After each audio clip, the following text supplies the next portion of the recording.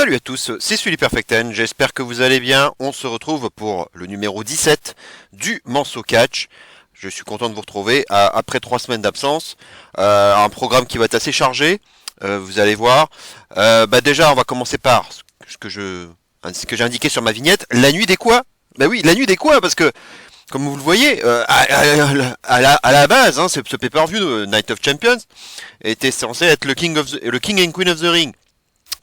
Pour désigner le prochain et la prochaine reine du ring, qui a finalement été annulé pour des raisons que j'ignore, et finalement ça a été remplacé par Night of Champions, un pay-per-view qui, originalement, est censé être un pay-per-view, on peut se le dire, c'est quand même, c'était comme ça à la base, où tous les matchs, tous les titres étaient en jeu, tous les matchs étaient des matchs de championnat, c'était comme ça à la base, et c'était, je dirais, la tradition.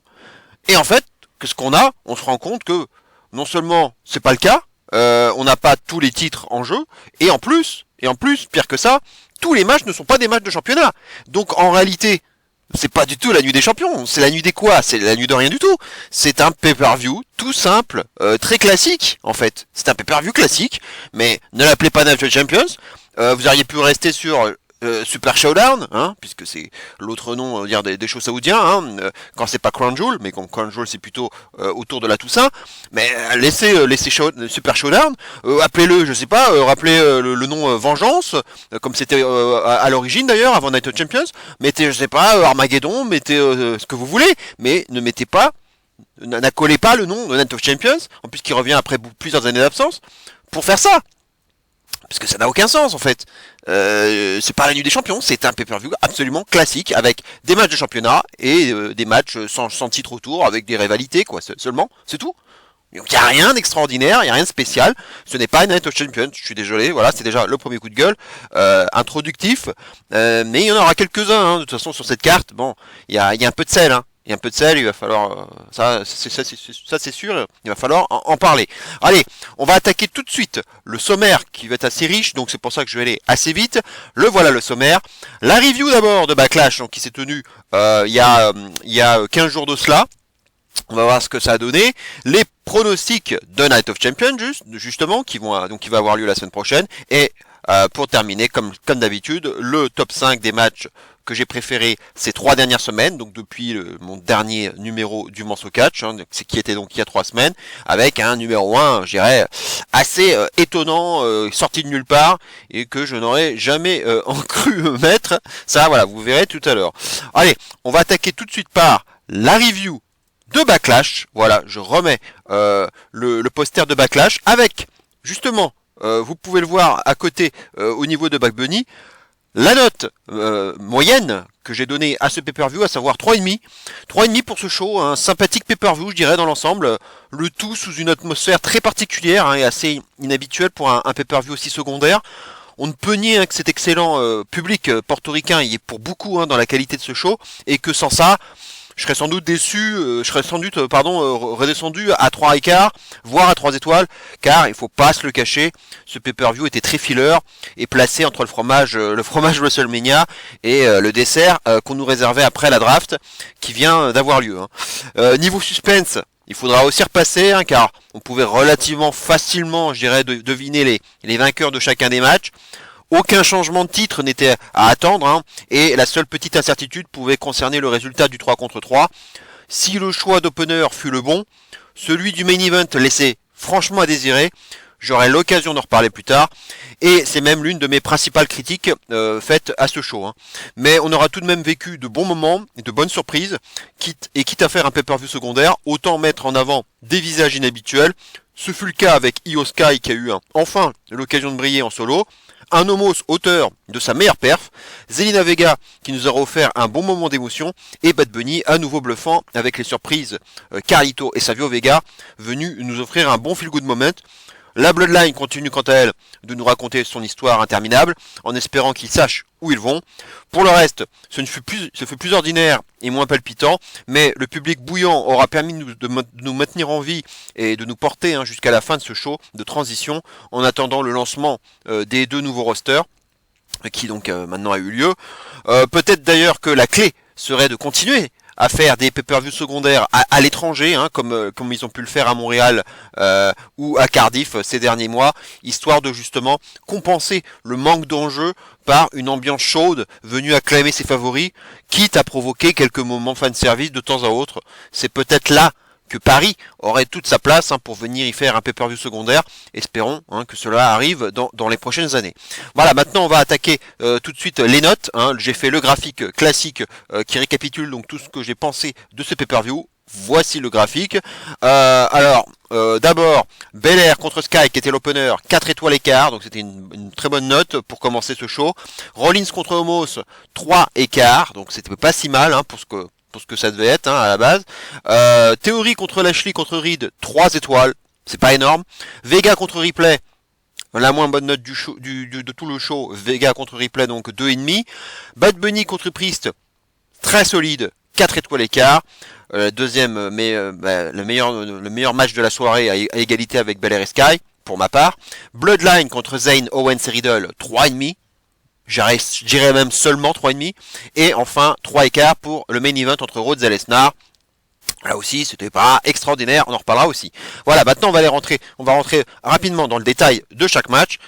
Voilà, donc Belair contre Sky, donc comme je le disais, 4 étoiles écart pour cet opener. On notera l'étonnant soutien reçu par Io Sky aux dépens d'une Belair copieusement huée par les portoricains.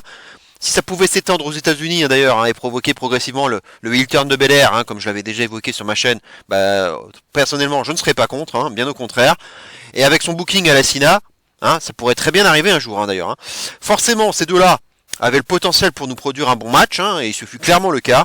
Un match vraiment de très haute volée qui a permis de bien mettre en valeur Io Sky, chose qu'on n'avait pas encore pu véritablement voir depuis ses débuts dans le main roster. Un bon travail au bras gauche de Belair durant une bonne partie du match, malgré un selling parfois approximatif de Belair qui a même vendu son bras droit l'espace d'un instant, quand même. Dans l'idée, c'était bien que Belair montre qu'elle a mal au bras lorsqu'elle soulève Sky à bout de bras, mais lorsqu'elle l'a fait retomber, on a quand même eu très peur, tellement la chute n'était pas belle. Mais heureusement pour Io Sky, le match a pu continuer. Ils auront aussi réussi une sacrée performance quand même. C'était celle de nous faire croire que de temps à autre que Sky pouvait gagner avec des near falls bien sentis de Belair, et sur le spot final avec Damage Control qui, sans surprise, viendra aux abords du ring pour tricher et perturber l'arbitre. Sauf qu'au moment du moonsault fatidique d'Io Sky qui aurait pu lui permettre de gagner, Bayley retient la tresse de Belair dans le champ de vision de l'arbitre, qui du coup réprimande Bayley, ce qui fait perdre du temps à Sky et permet à Belair de récupérer avant d'esquiver le moonsault et d'enchaîner avec le KOD de la victoire. Une fin que j'ai trouvée, je dirais, intelligente, bien racontée, et qui à ce moment-là sonnait clairement comme le début de la fin pour Damage Control, et il était grand temps que cela arrive. Même si à l'heure actuelle, le clan n'est pas encore scindé, mais on commence déjà à voir les fissures, petit à petit, notamment entre Bayley et Io Sky. Une feud justement entre les deux, avec une Sky face, me semble bien partie, je pense, là on y va tout droit, surtout que là les deux vont avoir une chance de récupérer le titre tag rendu vacant, on l'a appris vendredi à SmackDown, donc je pense qu'on va continuer, elles vont pas prendre les titres, et elles vont continuer de raconter encore de la tension entre les deux. Une feud donc avec une Skyface, je pense, et un match de très bonne qualité en tout cas pour ce Belair contre Sky, porté par un public vraiment chaud comme dans tout le reste du pay-per-view d'ailleurs, un beau travail au bras de Belair et une fin légèrement overbookée, mais juste ce qu'il faut pour la rendre digeste, et qui plus est avec une écriture assez soignée qui permet de faire avancer l'histoire au sein de Damage Control. Bref, un 4 écarts mérité pour ma part, pour un bon choix d'opener et un beau spotlight pour Io Sky, amplement mérité et qui va lui faire du bien. Ça, c'est une certitude. J'ai tout de même trouvé Belair un peu en dessous de d'habitude, malgré ce beau powerbomb de la deuxième corde qu'elle va faire à un moment donné.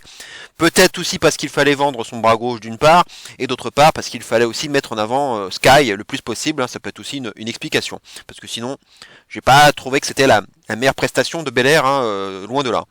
Et niveau suspense, c'était d'autant plus difficile d'y croire que Belair nous avait rappelé à la veille à SmackDown qu'en cas de victoire, elle deviendrait la championne VVE au plus long règne de l'ère moderne avec plus de 400 jours, ce qui réduisait à néant les chances de Io Sky. Il faut bien le reconnaître. Voilà. Pour le match suivant, Omos contre Seth Rollins, 3 étoiles écart. Hein, après un gros opener, il fallait forcément un calm the crowd, et un match impliquant Omos était forcément le choix à tout trouver. On pourra remercier Omos au passage quand même, pour une fois qu'on peut lui dire merci. C'est en effet, il aura quand même permis de préserver notre record français de Bercy pour le plus long chant du thème de Rollins, qui avait duré 12 minutes. Un record difficilement battable d'ailleurs dans un pay-per-view ou un show télé, a priori. Faudra regarder du côté, je pense, des live events pour que ce soit battu à un moment ou un autre. Bon, très franchement, on va pas y aller par quatre chemins. J'ai juste vu le meilleur match de la carrière d'Omos. D'ailleurs, j'ai vu que plusieurs personnes l'avaient dit et je suis absolument d'accord avec ça. En même temps, c'était pas bien dur. Mais c'était vraiment de loin son meilleur match. Alors forcément, son adversaire y est pour beaucoup, on va pas se le cacher, mais j'ai vraiment trouvé Omos très pertinent dans tout ce qu'il aura proposé, à son échelle, bien évidemment, et en dépit d'une vitesse de déplacement vraiment limitée, mais son choc slam était propre, son sidewalk slam également. Il aura aussi bien vendu un DDT de Rollins, et surtout une défaite hyper bien protégée, car il s'est quand même dégagé à 1 seulement du frog splash de Rollins. Il va se dégager à 2 d'un double curb stomp de Rollins, malgré une tentative de triche d'ailleurs de la part de MVP qui aura discrètement glissé sa canne à Omos. Il aura fallu un troisième curb stomp carrément porté depuis la troisième corde pour enfin battre Omos, un move jamais vu auparavant, me semble-t-il. Bref, une très bonne fin protectrice d'Omos pour un résultat évident, vu ce qui attendait Rollins par la suite, mais à mon sens, ils auront tiré le maximum de ce match et je pense qu'il sera difficile d'obtenir un aussi bon match de la part d'Omos à l'avenir. Donc 3 étoiles écart pour ce match, qui n'est évidemment pas fameux en soi, au build-up quasiment inexistant et loin des standards de Rollins, mais un match qui est loin des standards de Rollins, mais à l'échelle d'Omos, ce match est semblable à un 4 étoiles, et on pourra dire que le contrat est largement rempli. C'était même, je dirais même la bonne surprise de ce pay-per-view. Le match suivant, Lashley contre Theory, contre Reed, 3 étoiles seulement, un match assez court et à mon sens sans grand suspense. On notera que Bronson Reed était finalement resté à Raw lors de la nuit 2 de la draft, alors que Theory était logiquement parti du côté de SmackDown, ce qui ne laissait plus que Lashley et Theory comme vainqueur potentiel de ce match. Theory aura tenté une alliance avec Reed qui n'aura vraiment pas duré longtemps. Belle séquence lorsque Theory est pris dans la Hurtlock et tente de résister et finit par contrer Lashley avec appui sur les cordes en portant un roll-up. Lashley qui se dégage à 2, suivi du tsunami de Reed, et intelligemment la caméra qui fait un plan serré sur Reed, ce qui laisse le doute quant à la possibilité ou non de Theory de pouvoir revenir briser le tombé, chose qu'il va finalement faire afin de nous surprendre au tout dernier moment. Donc ça c'est bien, d'où l'importance aussi des plans de caméra, la réalisation c'est aussi important aussi pour nous surprendre et ne pas voir d'où va arriver l'action et d'où va arriver le move surprise quoi. Et notamment le save dans ces cas-là. J'ai bien aimé en tout cas l'ensemble de cette séquence. Le finish aura été exactement le même qu'à Bercy, d'ailleurs, et celui que j'avais évoqué dans mon dernier Monceau Catch en faisant mes pronos, à savoir un spear de Lashley sur Reed, Theory qui dégage Lashley à l'extérieur et ramasse les miettes en faisant le tombé victorieux sur Reed. Un finish prévisible, mais totalement dans l'esprit de Theory, en opportuniste et comme il aime le faire. Avec Lashley et Theory chacun drafté à SmackDown, ce finish laissait alors ouverte la possibilité d'une suite entre les deux, même si on les a déjà pas mal vus en confrontation à Raw. Bon, finalement, on voit que déjà, ce qui est dommage, c'est qu'il n'y aura pas, a priori, pas de match comptant pour le championnat des États-Unis à Night of Champions. Parce que la veille à SmackDown, il est prévu un match entre Theory et Sheamus, qui finalement sera le prochain challenger. Donc à moins d'un finish pas clean et qu'on nous annonce dans la foulée que les deux finalement vont s'affronter à Night of Champions, ouais, pourquoi pas. Mais le match booké 24 heures avant, bon, j'y crois moyen. En tout cas, Lashley, j'ai l'impression qu'on va le garder plutôt pour Reigns. Donc, alors que pourtant, il avait rebattu Theory finalement Lashley dans le triple threat, comptant pour la qualification dans le petit tournoi pour le titre heavyweight. Donc, ça aurait pu redonner un title shot à Lashley. Bon, finalement, ils n'ont pas l'air de partir là-dessus. On verra bien. En tout cas, voilà, un petit match sympathique, mais peu palpitant, court et sans suspense, auquel je ne donnerai pas plus donc que 3 étoiles. La bonne personne a gagné à mon sens, et c'est tout ce qui compte. Le match suivant, Rhea Ripley contre Zelina Vega, donc 2,5, donc c'était le match que j'ai le moins apprécié de ce show. Une très belle entrée par contre pour Vega, la régionale de l'étape, qui portait le drapeau de Puerto Rico en guise de cap. On pourra aussi souligner la présence de son amie Lana, aux abords du ring, hein, qui était en train de filmer, de faire une vidéo et sur son portable pendant que Zelina Vega embrassait sa famille.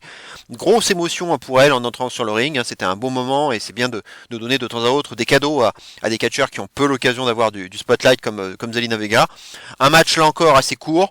Le suspense était vraiment réduit à néant, hein, dans ce match et pour y croire au maximum, ils auront offert à Vega une belle séquence quand même avec le fameux contre du Riptide en DDT comme elle l'avait déjà fait à SmackDown, le 619 et à la manière de son mentor Rey Mysterio et la montée sur la troisième corde avec l'hommage à Eddie Guerrero et le Meteora. Voilà, c'était son meilleur moment, mais Ripley se dégagera à deux. Vegas sera ensuite contré par un coup de pied derrière la nuque, suivi d'un Riptide, cette fois-ci réussi et décisif. Donc voilà, ce match ne rentrera pas dans les annales d'un point de vue in-ring. Le suspense n'existait pas, d'autant plus que Vega et Ripley ne sont pas dans la même bande, hein, depuis la draft. D'où ma petite note de 2,5. Mais l'essentiel était ailleurs en réalité, avec cette célébration entre Vega et son peuple, avec sa famille et ses amis à ses côtés. Le post-match rappelle d'ailleurs celui de Clash at the Castle, hein, après la défaite de Sheamus, avec une belle ovation offerte et méritée. C'était un bon moment émouvant, hein, qui ne mange pas de pain dans un pay-per-view filler et très live event dans l'esprit. C'est le moment et l'endroit pour le faire et ils ont raison, je pense, de ne pas s'en priver, hein. Voilà. On en reparlera, mais j'attendais peut-être du coup juste après Backlash, l'échange de ceinture entre Belair et Ripley, et ben il n'a toujours pas eu lieu. Mais on en reparlera après. Le match suivant, c'était Damien Priest contre Bad Bunny, donc le San Juan Street Fight, 4 étoiles écart, donc le deuxième meilleur match de la soirée, ou voire peut-être même le meilleur. Très surpris de ne pas avoir ce match donc en main event. Ça, c'est à mon sens la grosse erreur de ce pay-per-view. Ça n'a aucun sens même, parce que quand tu as une star mondiale qui évolue à domicile en plus, tu n'as pas d'autre choix que de finir ton show avec lui. D'autant plus que Roman Reigns n'était pas là pour défendre son titre, et puis ça te permettait de finir le show avec le sourire, et sur un gros moment feel good, ça aurait été parfait de finir ainsi, hein. C'est vraiment dommage. Je veux bien que Cody et Lesnar soient deux stars, mais voilà, leur match n'a pas un enjeu particulier. Il y avait pas de ceinture. Alors vous me direz Priest Bunny pareil, mais là c'était quand même un match particulier, à domicile pour Bunny, qui est la star locale. Bref, tout était réuni pour que ce soit son moment, que ce soit son match, son main event, devant son peuple, feel good moment, que tout le monde soit rassemblé, et on termine le show avec le smile. C'était la logique des choses. Ça, c'était vraiment pour moi le gros point d'art de ce pay-per-view, hein. En tout cas, la pop de Bad Bunny lors de son entrée est juste monstrueuse, hein, et ça, c'est déjà mythique. Et sur sa musique, hein, bien évidemment, que le public entier reprendra en cœur, hein, sans oublier les pyros. Vraiment une entrée de star, hein, très impressionnante, hein, qu'on va pas oublier de sitôt. On aura vu aussi, plus tôt durant le show, un Rey Mysterio venu encourager Bad Bunny et Savio Vega, donc venir faire une apparition surprise. Le tout sous une énorme pop, hein, pour offrir un kendo stick spécial Puerto Rico à Bad Bunny, qui d'ailleurs amènera aussi avec lui un caddie, hein, rempli d'armes avant d'entamer ce San Juan Street Fight. Globalement, si je devais résumer ce match, hein, qui aura tout de même duré 25 minutes, le plus long match du show, je dirais que j'ai eu ce que j'attendais, à savoir un match très fun, avec une ambiance de fou, un Bad Bunny à nouveau bluffant sur le ring, une grosse dose d'overbooking et du fan service à ne plus savoir qu'en faire. Le tout pour une fin évidemment heureuse pour Bad Bunny, hein, il ne pouvait en être autrement. Il faut aussi saluer la très belle performance de Damien Priest pour mettre en avant son adversaire, car sans ça, le match n'aurait pas été aussi bon. Bad Bunny a vraiment bien bossé, hein, pour nous surprendre avec de belles prises comme le Michinoku Driver en début de match, un Falcon Euro histoire de narguer son adversaire en rappel du Broken Euro de Priest, son crossbody à l'extérieur, hein, qu'on lui avait déjà vu faire à ses débuts, la prise en 4, le Slice Bread number 2 malgré une réception sur la tête assez dangereuse et qui heureusement sans conséquence, et enfin son Bunny Destroyer pour finir le match. On ajoutera aussi qu'il sera bien donné, hein, pour recevoir des coups et bumper comme il se doit, hein, notamment sur la Broken Euro portée sur une table autour du public, hein, depuis des flycases. Un très beau selling à la jambe aussi de la part de Priest, hein, suite à un travail intelligent de Bad Bunny après que Priest ait frappé le poteau avec sa jambe gauche. Un match pas que bourrin donc, hein, mais aussi avec un peu d'intelligence. Et évidemment la grosse dose d'overbooking, hein, histoire de faire souffler Bad Bunny, avec Savio Vega, la LWO et surtout Carlito, qu'on n'avait plus revu depuis l'Euro post-Rumble en 2021 au Thunderdome. Une personne à qui j'avais d'ailleurs pensé, mais sans certitude. Un pur moment de fanservice hein, afin de faire popper la foule et se débarrasser de Dominic et Balor venu foutre la pagaille dans le match comme on pouvait s'y attendre. Bunny gagnera donc avec son Destroyer comme il l'avait déjà porté sur John Morrison à WrestleMania 37. La pop est d'envergure, hein, tout le monde célébrera Bunny sur le ring et le happy ending est bien évidemment de mise comme il se devait. C'est en cela donc que je déplore encore davantage que ce moment-là n'ait pas clôturé le show. Ça aurait été la fin parfaite, c'est vraiment dommage d'être passé à côté de ça. Bref, un 4-écart pour ce match très fun. Un Bunny à nouveau au top, qui dit d'ailleurs qu'il s'est quand même blessé après le match. Donc je pense que c'est lorsqu'il a tapé sa tête hein, après le slice bread, je pense que c'était là-dessus. Mais il s'est donné à fond. Il a été entraîné apparemment. C'est Kendrick. Alors on nous avait dit que Kendrick avait produit le match. En fait, il l'a pas produit, mais il a participé à l'entraînement de Bad Bunny, hein, c'est plutôt ça la réalité. Et c'est vrai que c'est quelque chose qu'on l'a beaucoup vu faire dans le passé, Brian Kendrick. Donc un Bunny au top, un bluffant, très bon job de Priest hein, aussi, il faut pas l'oublier. Un public en feu et le smile pour finir ce match. Une défaite qui ne ternira pas la carrière de Damien Priest, hein, bien au contraire, et je pense qu'il pourrait bien être récompensé de son bon travail réalisé d'ici quelques temps. Il faudra s'en souvenir le moment venu. Hein. Et le match suivant, donc, la Bloodline contre Kevin Owens, Sami Zayn et Riddle. 3,5, je dirais seulement 3,5 pour ce tag match qui était quand même, alors certes filler, mais quand même qui avait la qualité nécessaire et le storytelling nécessaire pour aller plus haut, je pense. Pas facile de passer après le Street Fight hein, et toute l'émotion qu'il a suscité. Là aussi, c'est peut-être pas forcément le match que j'aurais mis après. Il a peut-être pas forcément été bien placé ce match. Un match qui tournait quand même pas mal autour de la situation tendue hein, au sein des trois frères Sikoa et Uso, à se demander si Sikoa n'allait pas finir par achever ses deux frères à un moment donné du match, hein, voire après le match. Ça, c'était tout l'intérêt de ce match en fin de compte.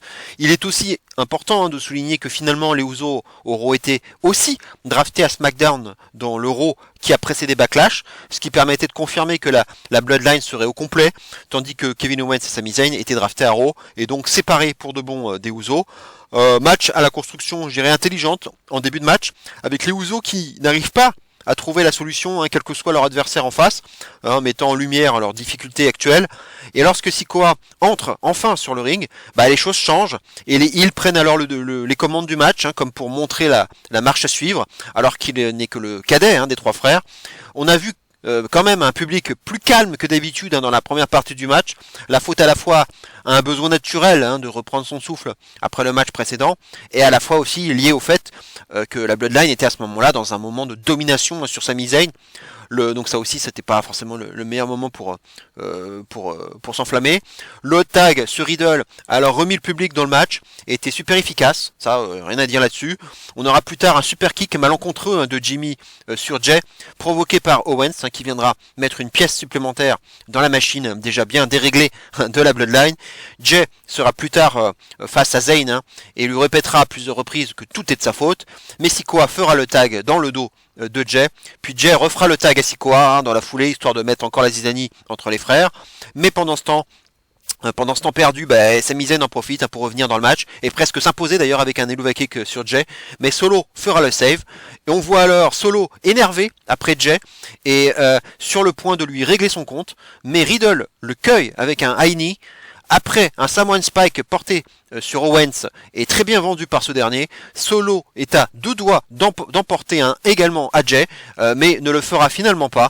C'était le moment fort hein, du match, hein, très clairement, et comme un symbole, alors que Riddle était sur le point de battre Jay avec son Broderick, Solo Sikoa qui avait fait le blind tag hein, juste avant, vient sauver son frère Jay en portant un Samoan Spike à Riddle pour faire le tomber victorieux sur lui.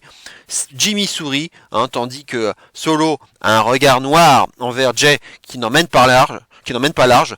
Et pour être honnête, hein, c'est le seul match dont j'ai changé le pronostic, hein, car dans mon so catch précédent, j'avais donné la victoire à la Team Face. Mais après réflexion, je trouvais que les Face avaient plus de momentum dans les dernières weekly, et je soupçonnais un immense écran de fumée avec cette énorme menace d'un Sikoa qui finirait par se retourner sur ses deux frères, tel qu'on nous le racontait depuis quelques semaines. Finalement, j'ai eu raison de changer d'avis, hein, j'ai bien fait, et le pin a été fait sur Riddle. C'est un bon choix qui permet évidemment de protéger les champions par équipe. Au final, C'était pas un match particulièrement brillant en termes de in-ring, mais bien plus axé sur le storytelling, pas mal dans l'esprit du main event de la nuit 1 de WrestleMania en fin de compte, malgré un contexte quelque peu différent. Pas vraiment un 3 contre 3 classique, hein, comme la WWE sait les faire, avec beaucoup d'explosivité, comme on l'a beaucoup vu, mais ici c'est plutôt un 3 contre 3 qui prend le temps de se poser, voilà, pour nous raconter une histoire, nous distillant les moments explosifs qu'avec parcimonie, mais chacun a bien su jouer sa partition. Le match est bien construit, bien raconté, ça commence doucement et ça monte progressivement d'intensité jusqu'au drama final entre Solo et Jay, hein, qui leur sera tout de même profitable à l'arrivée, contre toute attente. L'écran de fumée était donc bel et bien de mise et cette victoire de la Bloodline me semble être le bon choix afin de les remettre un peu en selle, en attendant, hein, le retour à ce moment-là de Reigns, qui était alors prévu pour le SmackDown post-Backlash. Donc 3 étoiles écart pour moi pour ce match, hein, c'était sympa, bien réalisé. Mais bon, voilà, c'était loin d'être le meilleur 3 contre 3 qu'on a eu à la WWE ces dernières années. Et enfin, le main event, Cody contre Lesnar, 3 étoiles écart, donc un étonnant choix de main event, donc hein, on reviendra pas là-dessus. Cody va directement attaquer Lesnar avant que la cloche ne sonne, ce qui n'est pas idiot hein, sur le principe, hein, car ça lui permet d'affaiblir la bête avant même le début officiel du match, et ça montre surtout qu'il a envie d'en découdre et de se venger après ce que Lesnar lui a fait au Raw post-Mania, même si hélas, on n'aura jamais su pourquoi Lesnar a fait ça, et on ne le sait toujours pas à l'heure actuelle. Après cette déferlante hein, de Cody, Lesnar va logiquement reprendre l'avantage hein, pendant un long moment, à base de souplesse, comme il en a l'habitude. On verra alors Cody arracher une protection dans le coin en voulant s'y accrocher. Le tournant du match hein, arrivera lorsque Cody va esquiver une charge de Lesnar, qui va se prendre le coin métallique hein, du ring en pleine face, lui faisant pisser le sang immédiatement, de façon vraiment instantanée et de façon très abondante. Un disaster kick et 2 crossroads ne suffiront pas à Cody pour battre Lesnar. Cody va quand même se dégager d'un F5, et finalement, Cody va surprendre Lesnar avec une sorte de roll-up pour contrer une Kimura de Lesnar. Une fin plutôt, je dirais, originale, mais aussi très surprenante et qu'on n'attendait pas spécialement, quelque peu anticlimatique même, mais comme souvent avec Lesnar, il faut bien trouver un moyen de le protéger hein, dans la défaite. On pouvait aussi se demander s'ils n'ont pas abrégé le match à cause du saignement trop abondant de Lesnar, mais finalement ce saignement involontaire était vraiment prévu hein, visiblement, et tout s'est déroulé comme prévu. Ça, c'est selon Fightful, donc on peut leur faire confiance. C'est vrai qu'il a vraiment foncé. On dirait vraiment que Lesnar a cherché à se blesser, à signer. Puis on n'a pas, voilà, tu peux pas te faire un blading à ce moment-là. C'est immédiat. C'était immédiat, on l'a vu. Hein, la caméra était dessus. Un mini-event assez court, hein, en tout cas à peine 10 minutes, qui franchement aurait largement fait l'affaire en co-main event, voire plus tôt. Hein, dans le show, une fin de match qui à ce moment-là me laissait deviner hein, ce qui allait se passer, à savoir une vengeance de Lesnar pour s'en prendre à Cody et l'empêcher évidemment d'avancer dans le tournoi pour couronner le premier champion heavyweight, le tout pour continuer la feud et avoir un match 2 pour plus tard, et c'est ce qu'on aura justement à Night of Champions, on le verra tout à l'heure. Donc une construction de match assez simple hein, dans ce match, assez typique des matchs de Lesnar. J'ai pas été ébloui hein, par ce match, et si un match 2, donc maintenant qu'il y a le match 2, on sait qu'il va avoir lieu. Moi je préférais que ce soit un no DQ, ils l'ont pas dit, ils l'ont pas annoncé. On sait que ça va être ça va être un vrai fight. On sent qu'ils vont monter en grade en termes de violence. Est-ce qu'ils vont rajouter la stipu au dernier moment? On verra. Mais ce serait plus intéressant, je pense, de rajouter une stipu afin de monter donc d'un niveau en intensité et en agressivité, et de continuer d'occuper Cody hein, avant qu'il ne finisse véritablement son histoire, en prenant peut-être le titre heavyweight ultérieurement, car on sait très bien que c'est ce qui va arriver un jour ou l'autre. Donc 3 étoiles écart pour ce main event, assez banal, pas digne je pense de clôturer un pay-per-view, surtout quand tu avais une autoroute pour y mettre Bunny et Priest à la place. Voilà donc ce qu'on pouvait dire sur cette édition de Backlash. Hein. J'ai été assez complet, j'ai essayé de pas faire trop long. On va passer maintenant à la deuxième partie de cette vidéo, à savoir les pronostics de Night of Champions. Voilà, c'est le visuel assez simple. Hein. J'ai pas vraiment trouvé de poster officiel. Donc voilà, c'est donc un show en Arabie Saoudite. Hein, donc voilà. Comme d'habitude, hein, l'Arabie Saoudite ça continue. Voilà, bon, on est à Jeddah, hein, donc une salle, une arène où la VVE est déjà allée hein, dans le passé. Hein, c'est aussi du classique. Pour l'instant, on a 5 matchs officialisés, mais il y en a un 6e qui est quasi acté, et on va en parler tout de suite. C'est le Becky Lynch contre Trish Stratus. Voilà, j'ai mis pour l'instant le visuel de la signature de contrat qui va avoir lieu à Raw, donc ce lundi, puisque le visuel officiel de Night of Champions pour ce match n'a pas été encore officiel, enfin n'a pas été encore affiché, et parce que tout simplement Becky a fait une promo pour en retour à ce qu'avait dit Trish dans une déjà que la storyline m'intéresse pas beaucoup, et en plus les promos je trouve de Trish sont très laborieuses, mais même et je dirais même malaisantes. Ah, c'est très très laborieux d'entendre Trish Stratus au micro. Le public d'ailleurs, franchement, il s'en fout quoi. Il s'en fout totalement. Il n'y a pas de réaction. Le acting est dégueulasse. L'acting de Trish est dégueulasse. Et puis bon, bah, elle est un peu clashée, Becky. Trish est toujours en mode thank you Trish and thank you Trish. Elle a même traité sa fille, sa fille, la fille de Becky, d'idiote. Et évidemment, elle a eu la réaction de The Man, qui a fait son retour. Donc là, la Raw, en faisant une très bonne promo. Alors même si le match ne m'intéresse pas beaucoup, la storyline aussi, elle a fait vraiment un bon taf, je pense, pour vendre le match du mieux possible, Becky. En tout cas, une promo bien meilleure que celle de Trish. C'est pas bien difficile. Et elle a dit que en gros Trish, notamment en traitant sa fille d'idiote ou en lui parlant comme ça, elle a rallumé un peu la flamme, qui s'était un petit peu éteinte en elle. Elle redevient un peu vaillante. Elle a réveillé The Man et là elle a envie d'en découdre finalement, et elle va en finir quoi. Donc là elle est prête, et donc là elle la défie à Night of Champions. Voilà, on en est resté là, et on nous a quand même donc annoncé cette signature de contrat à Raw. Donc bon, a priori, sauf surprise, le match va avoir lieu. Et puis maintenant, on est habitué à avoir 2 matchs féminins en Arabie Saoudite, puisqu'il y en a un autre dont on va parler tout à l'heure. Et puis, c'est d'autant plus sûr que ce match va avoir lieu que vendredi à 18h, il y aura la conf de presse de Night of Champions, et j'ai vu le visuel, et qu'est-ce qu'on voit sur le visuel des personnes qui seront présentes? On voit Trish et on voit Becky. Donc voilà, c'est sûr, le match va avoir lieu, sinon je vois pas l'intérêt de faire ce segment signature de contrat, voilà, qui va forcément mal tourner, avec peut-être un petit avantage psychologique pour Trish, on verra.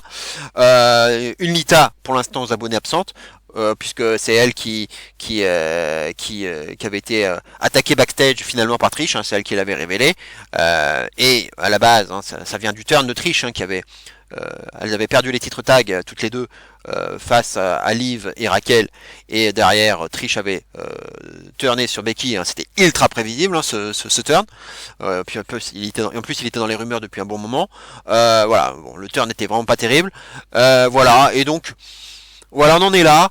Je dirais qu'il y avait 2 lectures possibles pour le pronostic, soit la victoire de Trish en se disant peut-être qu'il va y aller avoir un match 2, peut-être au Money in the Bank, voire à SummerSlam, et le faire en 2 parties, histoire d'occuper Becky, un peu en mode Cody d'ailleurs, en attendant d'avoir un title shot, voilà, de l'occuper avec une feud intermédiaire, d'autant plus que Trish a quand même été, ce qui m'a surpris, elle a été draftée à Raw, donc elle est même pas free agent, et puis même déjà free agent, ça m'aurait déjà surpris, mais alors le fait qu'elle soit même impliquée dans la draft, ça m'a surpris.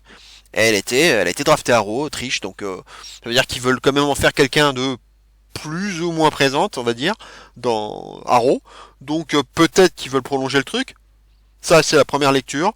Mais j'aurais plutôt tendance à partir vers la seconde option, c'est-à-dire que Becky va gagner, je dirais, tout simplement parce que on a vu justement après cette très bonne promo de Becky, on a vu juste après Rhea Ripley qui regardait la télé, et qui regardait Becky du coin de l'œil avant de se faire interroger, et puis avoir Natalia qui est venue la confronter.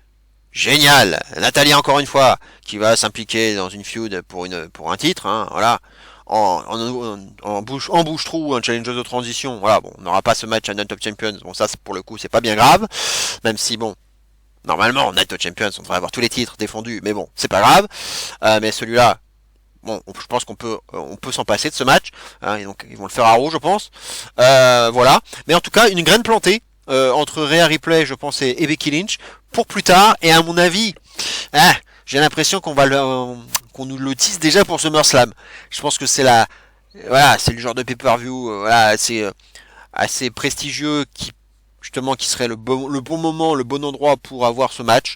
Donc bah du coup, j'irai plus vers Becky, histoire de lui donner déjà de l'occuper, donc finir de l'occuper avec Trish lui donner du momentum avant d'avoir ensuite replay pour plus tard. Alors après, il y a pas encore SummerSlam, hein, avant entre les deux, il y a le Money in the Bank. Donc peut-être qu'elle va d'abord, avant cela, elle va peut-être participer au Money in the Bank. Hein. D'ailleurs, il y a de bonnes chances. Hein. Je pense que Becky, de toute façon, va la retrouver. Hein. Elle est irlandaise, ça va se passer à Londres, donc elle sera pratiquement voisine. Elle va avoir une grosse pop, je pense. On va la voir à Night of Champions. Elle aura un rôle à jouer. Alors, est-ce qu'elle sera pas déjà challengeuse de replay au Money in the Bank, ou est-ce qu'elle sera pas participante au Money in the Bank lui-même? Ça, à mon avis, ça sera l'un des deux. Ça sera forcément l'un des deux. Ou alors, ils vont faire un rematch face à Trish, pardon, histoire d'avoir une petite prolongation de la feud. J'espère pas, franchement. Moi, à la limite, je préférais que, à la limite, s'ils veulent vraiment partir vers autre chose, Becky gagne. Peut-être une petite intervention de Lita, voilà, en surprise, histoire de se venger de l'attaque de Trish, en espérant pas que ce soit dans l'inverse, c'est-à-dire que Lita se retourne contre Becky et qu'elle s'allie à son ami de toujours Trish. Non, pitié pas ça. Voilà, le seul truc que je tolérais à la limite, c'est que Lita intervienne pour faire gagner Becky et se venger de Trish. Et quitte à faire, alors je serais pas épais, hein, mais pour les nostalgiques, un dernier match à SummerSlam entre Trish et Lita. Allez, éventuellement, bon, je suis pas épais, mais pour le symbole, bon, why not? Voilà, c'est peut-être ça qu'ils vont faire. Bon, vrai, on verra. Et peut-être que Lita aussi, que Trish, pardon, va aussi peut-être vouloir participer au Money in the Bank. Voilà, donc tout dépendra, on verra le scénario du match entre Becky et Trish. Et puis voir comment ça peut évoluer au Money in the Bank. Bref, on verra. Mais je pense quand même que Becky va s'imposer. Je pense que c'est à elle d'avoir ce momentum. Avant justement de monter et d'aller directement vers le titre de Rhea. Voilà comment je vois les choses. Allez, match suivant. Ali contre Gunther pour le titre intercontinental. Voilà, bon, c'est un peu surprenant sur le papier, mais bon, finalement, pas tant que ça, parce que voilà, on est en Arabie Saoudite. Même si bon, il est d'origine pakistanaise, on le sait très bien, Ali. Mais bon, là, il va avoir le rôle, je dirais, du babyface et de la gloire à peu près, enfin, je dirais à peu près, oui, très très à peu près local. Ouais, parce qu'elle avait quand même servi je dirais, de sparring partner pour Mansour. Il fut un temps, hein, mais Mansour, bon, là, avec ses gimmicks, je pense que ça va être compliqué de le voir en Arabie Saoudite. Voilà, il y a eu une bataille royale pour désigner le challenger de Gunther, hein, à Raw. Une bataille royale que j'ai trouvé plutôt correcte, hein, avec quelques storylines qui sont en train de naître. Alors, plus ou moins pas très importantes, mais bon, moi j'aime bien quand une bataille royale raconte quelque chose, ou un Royal Rumble. Voilà, au moins ils ont fait le boulot. Il y a eu des petites histoires, et puis un finish qui était plutôt bien foutu, avec Bronson Reed, avec Ricochet, et donc avec Ali, qui en a bien profité, et qui a fait un dropkick sur les deux, puisque Bronson Reed soulevait Ricochet, ils étaient sur le rebord du ring, ça a fait tomber l'ensemble, et il s'impose un peu en opportuniste, et voilà, pour une petite surprise quand même, parce que je voyais plus un Riddle, un Apollo Crews, voire un Ricochet, voilà, quelqu'un comme ça. Alors, ça aurait été un adversaire de transition, hein, quoi qu'il en soit, mais Ali, je le voyais plutôt, je dirais, un peu plus loin, je dirais, dans ma liste. Je l'avais mis, hein, mais j'y croyais un peu moins que les autres. Voilà, bon bah ça peut être sympa, voilà, ça va être un petit cadeau offert à Ali, hein, le positive Ali, nouvelle attitude, nouvelle gimmick, voilà, qui est allé voir Gunther en coulisses après d'ailleurs à Raw, ils se sont serrés la main, Gunther a dit que c'est un peu dommage de venir faire tout ce voyage pour se faire, en gros se faire exploser et se faire mettre la honte, mais bon, il le prend pas mal Ali, il est positif. Il lui souhaite bonne chance, mais il lui dit qu'il va lui prendre le titre. Voilà, bon, c'est petite poignée de main. Le match va être sympatoche. Ali va prendre cher, ça c'est sûr. Squash, j'en suis pas sûr, parce que je pense qu'il va avoir un peu d'offense quand même, histoire qu'il ait un peu ce côté vraiment babyface, underdog. Donc on va lui donner un petit peu un petit peu d'offense, il va avoir son moment, il va un petit peu mettre en difficulté Gunther, mais ça va pas durer très longtemps, hein. Ça sera pas un squash, mais je pense que ça sera un match de peut-être de 5 minutes. Voilà, si je suis sympa, peut-être 5 minutes. Et voilà, ça fera le taf. Victoire de Gunther, hein, bien évidemment. Hein, là, il continue son règne de terreur et son très très long règne. Là, il vient de débarquer à Raw. En plus, il est sorti de sa lune de miel avec Ginny. Donc là, voilà, il est arrivé là. Il est à Raw. Tout le monde est là, avec Kaiser, avec Vinci, qui seront sûrement aux abords du ring, ou qui vont peut-être juste l'accompagner et repartir. Voilà, donc là, c'est l'Imperium au complet. Ils sont là, ils sont plutôt bien bookés actuellement. On les a vus encore en menace et utilisés par Paul Heyman d'ailleurs à Raw, donc voilà, là, ils sont quand même bien mis en valeur. D'autant plus une victoire de Gunther que, bah, quand même, pendant la bataille royale, on a vu Vinci et Kaiser qui ont éliminé Riddle. Donc, il y a eu quand même un petit peu je dirais, d'interaction entre Riddle et Gunther, et je me demande si ce sera pas le prochain adversaire de Gunther, alors soit à Money in the Bank, soit à SummerSlam. Ça peut faire une belle affiche. Moi j'ai bien envie de le voir, ce match entre Riddle et Gunther. Donc moi je suis vraiment très favorable à ça. Voilà, je vois à l'heure actuelle, je verrai pas Riddle faire tomber Gunther, mais en tout cas, ce sera un match bien plus, serré et développé que ce que sera ce match face à Ali, hein, qui sera, voilà, un match, calm the crowd un peu, ouais, je pense après un gros match à émotion, un match vif, on enchaîne avec ce match. Je pense que ça peut être pas mal, hein, je le mettrai pas en opener en tout cas ce match. Voilà, donc victoire de Gunther, il n'y a pas trop de suspense par rapport à ça. Match suivant, Bianca Belair contre Asuka. Et oui, la revanche de WrestleMania, pour moi c'est un peu une surprise, puisque effectivement Asuka avait disparu, hein, depuis Mania, elle boudait. Elle avait complètement disparu depuis cette défaite qui a fait, je pense, qui a déçu pas mal de fans, hein, je pense, parce qu'elle était assez attendue, cette victoire d'Asuka. Et puis bon, bah, après un an de règne de Belair, ça pouvait vraiment être le moment justement de changer un peu les choses, et puis de continuer justement sur profiter du momentum d'Asuka et de son nouveau personnage. C'était un peu dommage d'être passé à côté de ça. Mais bon, voilà, elle a disparu, Asuka, en tout cas disparu des écrans. Donc on l'a vu à Bercy, hein, elle avait fait le save, notamment sur Belair. Donc en live event, on la voyait. Mais en tout cas, à l'écran, à la télévision, elle était absente. Jusqu'au segment justement de Knoxville, hein, dans le Tennessee, donc chez Belair, où voilà, ils avaient mis des décors, des ballons, etc. pour célébrer ce record, hein, puisque Belair était devenue la catcheuse solo, féminine de la WWE au plus long règne de l'ère moderne. On dit bien de l'ère moderne, parce qu'évidemment il y a eu des règnes bien plus longs que ça dans le passé. Et effectivement, là, elle a passé les 400 jours. Hein, là, on est même à 414 jours aujourd'hui. Donc voilà, même Becky, elle avait fait 400 jours, elle avait pas fait mieux. Bayley, elle avait fait 380, elle avait pas fait mieux. Bref, voilà. Là, ça fait, c'était à Mania l'année dernière, hein, donc effectivement, on a dépassé les 365 jours. Et voilà, vous rajoutez un mois et demi, et ben là, on y est sur les 414 jours.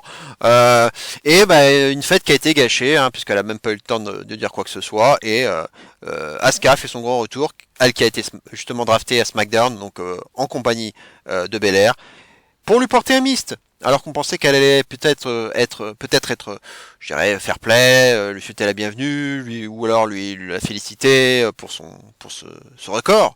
Eh ben non, elle l'a misté de façon très grandiloquente, on va dire, et elle en a pris plein les yeux. Alors bon, là, après les gigotés, elle en a fait un peu trop, je pense, dans son acting, Belair.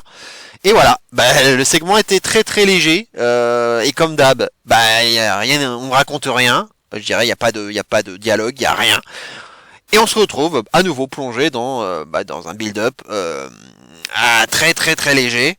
Au moins, bon, il va pas durer très longtemps, puisque ça, ce qui s'est passé, c'était la semaine dernière. Donc là, on a un build-up de 15 jours, 3 semaines, pas plus, hein, et heureusement. Parce que bon, on a quand même eu celui de Mania qui était déjà assez laborieux, hein, on n'avait pas grand-chose à se dire. Surtout Asuka, hein, qui dit pas grand chose en général, et Belair qui c'est toujours un peu la même chose. Et voilà, il y avait pas, finalement on ne fait que prolonger le build-up de Mania qui était déjà bien long, et on est reparti quoi. On aura mis une pièce dans la machine, et à nouveau Asuka donc qui, mais cette fois-ci on va dire est beaucoup plus heal, hein, cette fois-ci, elle est moins twinner qu'elle ne l'était pour Mania. Là, elle est vraiment heal maintenant. Elle a taqué en sournois Belair, donc là maintenant on peut dire qu'elle est heal. Donc il y a, alors, si on peut dire oui une évolution, mais vraiment très légère du personnage, parce que ça reste le même. Voilà, elle est un poil plus sournoise, voilà, mais bon, il n'y a pas non plus un énorme changement. Elle continue de cracher du mist. Et donc là, on l'a encore vu là cette semaine, où elle est encore intervenue pour mister Belair. Bon, elle a un petit peu plus raté son coup, et elle a quand même été aspergée Belair, mais bon là, elle l'a pas vendu puisque là, c'est passé un peu plus à côté, c'était pas dans ses yeux. Voilà, et là, on sent qu'elle a commencé à en avoir à le cul, Belair, de se faire cracher à la gueule à chaque fois. Voilà, c'est tout. Le build-up, il n'y a vraiment pas grand-chose à dire. Il y aura sûrement un dernier truc au prochain SmackDown. Voilà quoi, y a rien à dire. Hein, donc, ce match me pose problème en termes de pronostic parce que pourquoi redonner une chance à Asuka qui a boudé pendant un mois et demi, qui arrive comme ça, qui crache à la gueule de Belair et hop, ça me donne un match de championnat, ça me donne un rematch. Ouais, bon, c'est assez facile, un peu facile hein, quand même de donner un rematch comme ça. Alors vous me direz, Zelina Vega, elle avait pas fait grand chose pour se mériter un match de championnat contre Ripley, hein, et puis bon, il y a plein d'autres exemples comme ça. Mais là, bon, c'était assez feignant. Là, franchement, ils auraient pu au moins faire un match, des petites qualifs, quoi, enfin un truc, un match de championnat, enfin un match de challengeuse, quoi, pour déterminer une challengeuse. Là, ils ont rien fait, quoi. Voilà, puis tu fais dodo un mois et demi, tu reviens et hop, revanche. Donc, t'as quand même, ils insistent quand même avec Asuka, donc je me dis, est-ce que c'est pas la bonne cette fois-ci? Est-ce qu'elle va pas finir par s'imposer?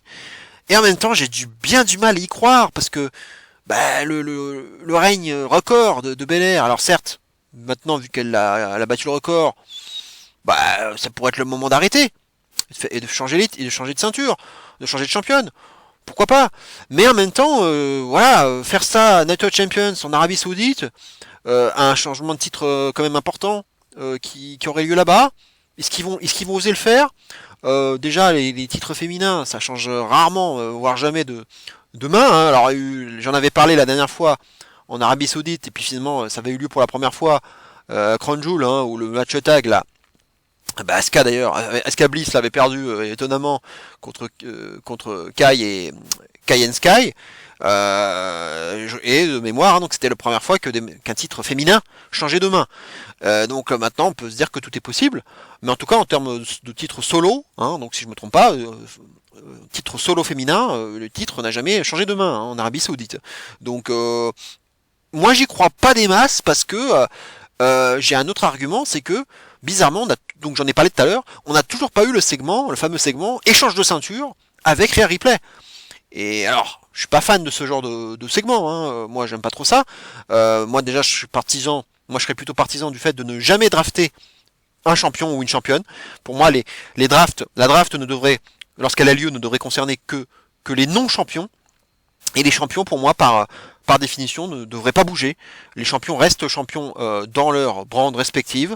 Et comme ça, on s'évite justement ce genre de désagrément avec ces échanges de ceintures qui sont vraiment sans intérêt, comme on a pu voir donc dernièrement entre Becky et Charlotte, et on va finir par la voir, parce que comme vous le voyez sur le visuel, Belair, elle a toujours sa ceinture rouge, mais elle est à SmackDown, et Ripley, elle est à Raw avec la ceinture bleue, donc à un moment donné, on va pas pouvoir rester comme ça. Il va falloir, j'aime pas ça, mais il va bien falloir passer à l'échange de ceinture quoi. Donc à mon avis ils attendent Night of Champions, hein. Je pense qu'ils vont le faire après. Et du coup, je verrai plus quand même Belair et Ripley dans ce segment plutôt que Asuka et Ripley. De heal en plus. Ouais, non, j'ai dit mal à y croire. Et puis bon, affiche quand même toujours autant protégé hein, entre Belair et Ripley. Hein, ce match de Money in the Bank l'année dernière qui n'a toujours pas eu lieu hein, avec la blessure de Ripley, donc finalement le match est protégé hein, voilà, c'était pas fait volontairement mais là finalement il est toujours protégé ce match, on a envie de le voir ce match, et bon maintenant avec deux brands séparés il va falloir attendre à mon avis, là pour l'instant je pense que un peu compliqué pour avoir ce match, mais histoire d'avoir un petit teasing, voilà, une petite graine plantée à nouveau pour plus tard. Ils peuvent le faire dans un échange de ceinture. C'est pour ça que je crois davantage en la conservation du titre de Belair, histoire d'avoir donc ce fameux segment échange de ceinture avec Ripley, soit au Raw qui suit, soit au SmackDown qui suit, hein, peu importe. Je pense qu'ils vont le faire. Je vois pas Asuka dans ce rôle-là. Et puis je me dis que bon, avec Io Sky qui est en train progressivement je dirais de turner face, je pense qu'à un moment donné on va aller vers la fameuse feud entre Asuka et Io Sky, qui me paraît indispensable à faire. Et maintenant que les planètes sont alignées avec l'une qui est face, l'autre qui est heel, là je pense que ce serait le moment de le faire d'ici quelques temps, une fois que Sky se sera débarrassé, enfin j'espère, de Bayley, voilà, et pour avoir cette feud entre les deux. Il pourrait le faire autour d'une ceinture, mais j'y crois pas des masses. Je pense que c'est pas encore le moment pour Belair, hein, même si ça fait beaucoup, hein. Et là vous allez me dire, oui mais là bon, ouais, Belair en plus qui s'était fait huer à Porto Rico, est-ce qu'elle va encore se faire huer en Arabie Saoudite? J'y crois moins. Mais bon, Asuka reste populaire, hein, même si elle est heel. Mais je la vois pas se faire huer quand même, Belair. Mais attention, moi le heel turn, j'y pense de plus en plus. Est-ce qu'il va pas y avoir ce fameux turn? Mais bon, là, Asuka ayant tourné heel à peine, je vois pas le double turn intervenir.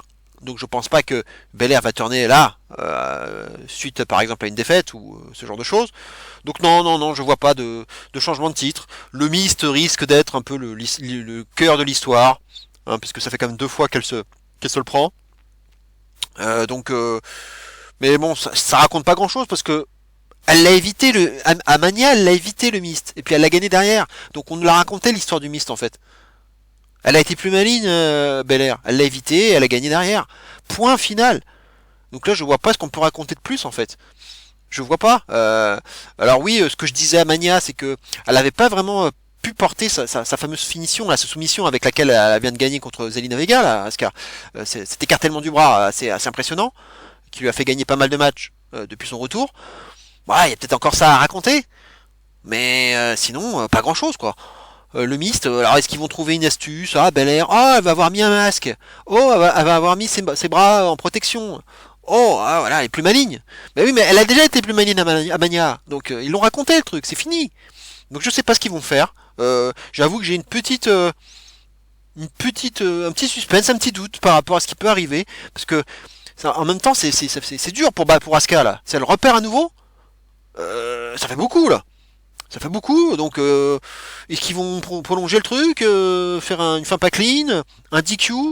Le DQ, bah, comme je l'ai déjà dit, Triple H, voilà, c'est pas trop son esprit de le faire. À part avec Lesnar, c'était très particulier ce qu'il a fait Lesnar, donc je pense pas qu'ils vont le faire. Est-ce qu'ils vont prolonger au moins pour avoir un rematch à Raw, enfin à SmackDown ou au Money in the Bank? Peut-être, je sais pas. Je suis très je vais peut-être changer dans la semaine, hein, mais à l'heure actuelle, je vois pas de changement de titre véritable, quoi. Là, je vois pas victoire de Belair, quoi. Elle va continuer encore, et je pense que et puis il faut pas oublier que Charlotte, elle va arriver, Charlotte elle va revenir, et puis elle va pas rester face bien longtemps, hein, Charlotte, hein. Et il faut qu'on la fasse la feud de Belair Charlotte. Forcément, c'est la grosse feud. Je veux dire, si les deux sont à SmackDown, je pense que c'est pour ça. Et puis bon, on le sait, à son palmarès, c'est la dernière des Force Women qu'elle n'a pas battu Belair. Donc ça se raconte. Donc je pense qu'on va la voir, ce Belair contre Flair. C'est possible d'ailleurs que ce soit à SmackDown, pardon, à SummerSlam. Je pense que c'est ça la feud à venir. C'est pour ça que je vois pas Belair perdre son titre maintenant, hein. Ça c'est dur pour les fans d'Asuka, hein. Mais là je pense que c'est dur pour elle, mais bon, on verra déjà comment ça va être fait. Elle sera peut-être protégée dans l'affaire. Peut-être qu'elle va s'auto-mister. Hein, c'est déjà arrivé avec Becky. Hein. Elle avait réussi à faire en sorte que je crois, hein, c'était de mémoire, que le mist parte un peu à la verticale et que ça retombe que ça lui retombe dessus et que finalement c'est Asuka qui se retrouve finalement pleine de mist. Donc ce sera peut-être ça l'histoire à la fin. Bon, c'est pas ouf, hein. Mais ça permettra peut-être à Belair de s'en sortir, un truc comme ça. Ouais, bon bref, ils ont déjà tout raconté, et puis bon, déjà le build-up, c'était déjà laborieux, il y avait rien à dire. Bref, voilà, victoire de Belair, pour moi, ça serait la tendance. Le match suivant, Alors, on va attaquer les 3 mini-events, puisqu'ils ont annoncé qu'il y aurait 3 mini-events, hein, carrément, dans ce pay-per-view. Il y en a déjà un, c'est Cody contre Lesnar, donc le match numéro 2, donc voilà. Bon, on a vu donc, Lesnar hein, vraiment défiguré après ce qu'il avait fait à Backlash, en fonçant dans ce coin sans la protection donc, et qui évidemment sans surprise est venu attaquer Cody pendant son match, son triple threat de qualif. Il l'a attaqué, il a porté F5 sur la table. Il faisait peur hein, avec son visage là défiguré. Il l'avait là il l'a serré là dans ses bras là, il l'a serré, il l'a étranglé. C'était assez impressionnant comme image. Et puis Cody a quand même fait une bonne promo, je trouve, dans le dernier Raw. Bon, une promo à la Cody avec un peu d'emphase, hein. Même un peu assez imagé aussi autour d'une fable autour du scorpion et de la grenouille. On a compris, on a compris l'idée, hein. C'est que le scorpion, il a piqué la grenouille, alors que la grenouille lui avait dit qu'il pourrait l'aider à passer le fleuve. Finalement, le scorpion l'a piqué, et l'autre lui a demandé mais pourquoi t'as fait ça? Bah, l'autre lui a répondu parce que c'est dans ma nature. Et voilà, il a comparé le scorpion à Lesnar en disant bah oui, bah, Lesnar c'est pareil, c'est dans sa nature. Voilà, c'est une bête féroce, il pique, il fait mal à tous ses adversaires. Voilà, donc comme souvent dans les promos, on met en avant son adversaire quand même un petit peu, hein, c'est normal. Et puis bah après la promo de Babyface, voilà, il va finir l'histoire et il va s'imposer. Il l'a battu. Pourtant, il lui dit, je l'ai battu, je t'ai battu à Backlash, hein, voilà. C'est pas facile de battre Lesnar, mais moi je l'ai fait et je t'ai battu en plus avec. Alors certes, voilà je t'ai battu. C'était quand même un move de catch, un simple move de catch, mais je l'ai quand même fait, je t'ai contré, voilà. Même si c'était assez anticlimatique hein, de le voir comme ça gagner à Backlash et de se barrer en plus juste après, c'était assez étrange comme fin de show. Voilà, bon la promo était bien, je pense qu'il a bien vendu le match, mais bon. On a l'impression oui, que ça va monter en intensité. On parle vraiment de fight hein, entre les deux. Donc est-ce qu'ils vont rajouter une stipu? Est-ce que ça va être un, je sais pas, un no DQ, un street fight, un fight pit? Bon, j'espère pas un fight pit parce que le dernier c'était pas terrible entre Rollins et Riddle. Je sais pas s'ils vont rajouter quelque chose.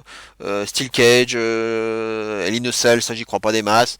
Je sais pas, on verra. Le pronostic il est pas si évident que ça, mais alors j'ai vu une stat qui était intéressante, c'est que dans ces feuds, ces grosses feuds à Lesnar, quand il perdait le match, il ne perdait jamais une deuxième fois d'affilée face à ce même adversaire lors des rematchs. On pouvait citer Triple H, John Cena, l'Undertaker, Rollins, Bobby Lashley, voilà tous ces mecs-là. À chaque fois qu'il les battait une fois, au moins une fois, il ne regagnait pas une deuxième fois. Donc je dirais si on veut respecter ce théorème, c'est que Lesnar ne perdra pas une deuxième fois d'affilée en plus contre Cody. Et alors j'avais vu j'ai vu cette stat bien après, mais même sans voir cette stat, pour moi ça serait plus logique que Lesnar l'emporte parce que déjà ça ferait la revanche de Backlash et en plus je pense qu'il faut continuer à occuper Cody avant qu'il vraiment ne finisse sa putain d'histoire, interminable histoire, parce que là, il va y avoir à l'issue de Night Out Champions un nouveau champion poids lourd, donc ce nouveau champion poids lourd, il va falloir qu'il garde ce titre pendant quand même un petit moment, qu'il continue son règne, etc., etc. Donc là, pour l'instant, je pense pas qu'à SummerSlam, il y ait déjà un changement de titre pour le titre poids lourd, hein, puisque ce sera quand même 2 mois après. Donc, le titre poids lourd, je ne pense pas que Cody sera dessus à SummerSlam. Donc, je pense que Cody va avoir, je pense qu'on va aller vers un match 3. Voilà, je le dis, label entre les deux, avec peut-être cette fois-ci un match STPU, justement. Peut-être que ce sera ça l'idée. Si on fait pas un match STPU sur à Night of Champions, peut-être que ce sera dans le match 3. Parce que voilà, et puis donc effectivement cette stat qui dit que Lesnar ne perd pas 2 fois sa feud, enfin pas 2 fois dans une feud contre un même adversaire. Donc je dirais plus un partout, histoire de prolonger le truc, et peut-être qu'effectivement après s'il fait un partout, on verra ce qu'il va se dire, la réaction de Cody, est-ce qu'il va quand même dire ouais il m'a battu, j'ai pris cher, mais j'ai envie de passer à autre chose, c'est bon. Maintenant, je me projette vers le Money in the Bank et je vais prendre cette mallette et finir mon histoire. Voilà, et puis finalement, à nouveau, intervention de Lesnar qui veut le faire tomber de l'échelle, etc., etc. Voilà, ça peut être aussi une histoire, on verra. Maintenant, il faudrait raconter pourquoi est-ce que Lesnar attaquerait Cody alors qu'il aurait peut-être potentiellement battu Cody justement à Night of Champions. Pourquoi alors à nouveau insister alors qu'il vient de prendre sa revanche? Bon, tout dépendra du scénario, on verra comment ça va se passer à Night of Champions, mais je pense que Cody ils vont prolonger l'histoire, ils vont aller jusqu'à SummerSlam. Voilà, je le dis, ils vont le prolonger, quitte à le blesser, quitte à ce que Lesnar blesse Cody et je dirais, le fasse absenter pendant quelques temps, peut-être même lui faire rater Money in the Bank, mais ça j'y crois pas des masses parce qu'il est tellement over. Cody, les entrées sont très très popées avec le ho ho de tout le public. Je verrai mal le public anglais se faire être privé de Cody. Donc je pense pas qu'ils feront ça, mais je pense qu'il va y avoir encore un truc avec Lesnar durant le Money in the Bank, un truc comme ça. Alors ce sera peut-être que ils vont peut-être faire un match 3 au Money in the Bank d'ailleurs, hein. Mais bon, je pense que ce serait mieux que Cody participe au ladder match, quitte à faire une intervention de Lesnar après quoi. On verra. Mais voilà, pour moi victoire de Lesnar, on verra comment ça va se passer. Peut-être que ça va être un peu plus sanglant. Je pense qu'on va monter en régime. Lesnar a saigné aussi, hein, mais je pense que la Cody, à mon avis, risque de saigner. Un peu en mode l'élite, hein, parce que c'est vrai qu'on l'a beaucoup vu saigner à l'élite. Et là, je pense qu'on va monter en régime. On verra s'ils vont ajouter une stipule ou pas. À mon avis, ça sera peut-être plus pour le match 3, s'il a lieu. Voilà. Bon, je suis pas hypé par le match. Hein. Voilà. Je suis pas. J'étais un peu déçu hein, par le match de Backlash. Pourtant, je disais, voilà, c'est souvent ça, c'est que normalement, les Snars s'en tirent mieux face à des adversaires de gabarit, je dirais, moyen. Et là, bon, j'ai pas trouvé que c'était un match assez classique de Lesnar, pas grand chose à retenir, quoi. Donc j'espère au moins voir des choses un petit peu différentes à Night of Champions, avoir un match peut-être avec plus de storytelling et plus de combativité, plus d'inventivité aussi, quoi. Donc, voilà, d'originalité. J'espère avoir quelque chose d'un peu différent.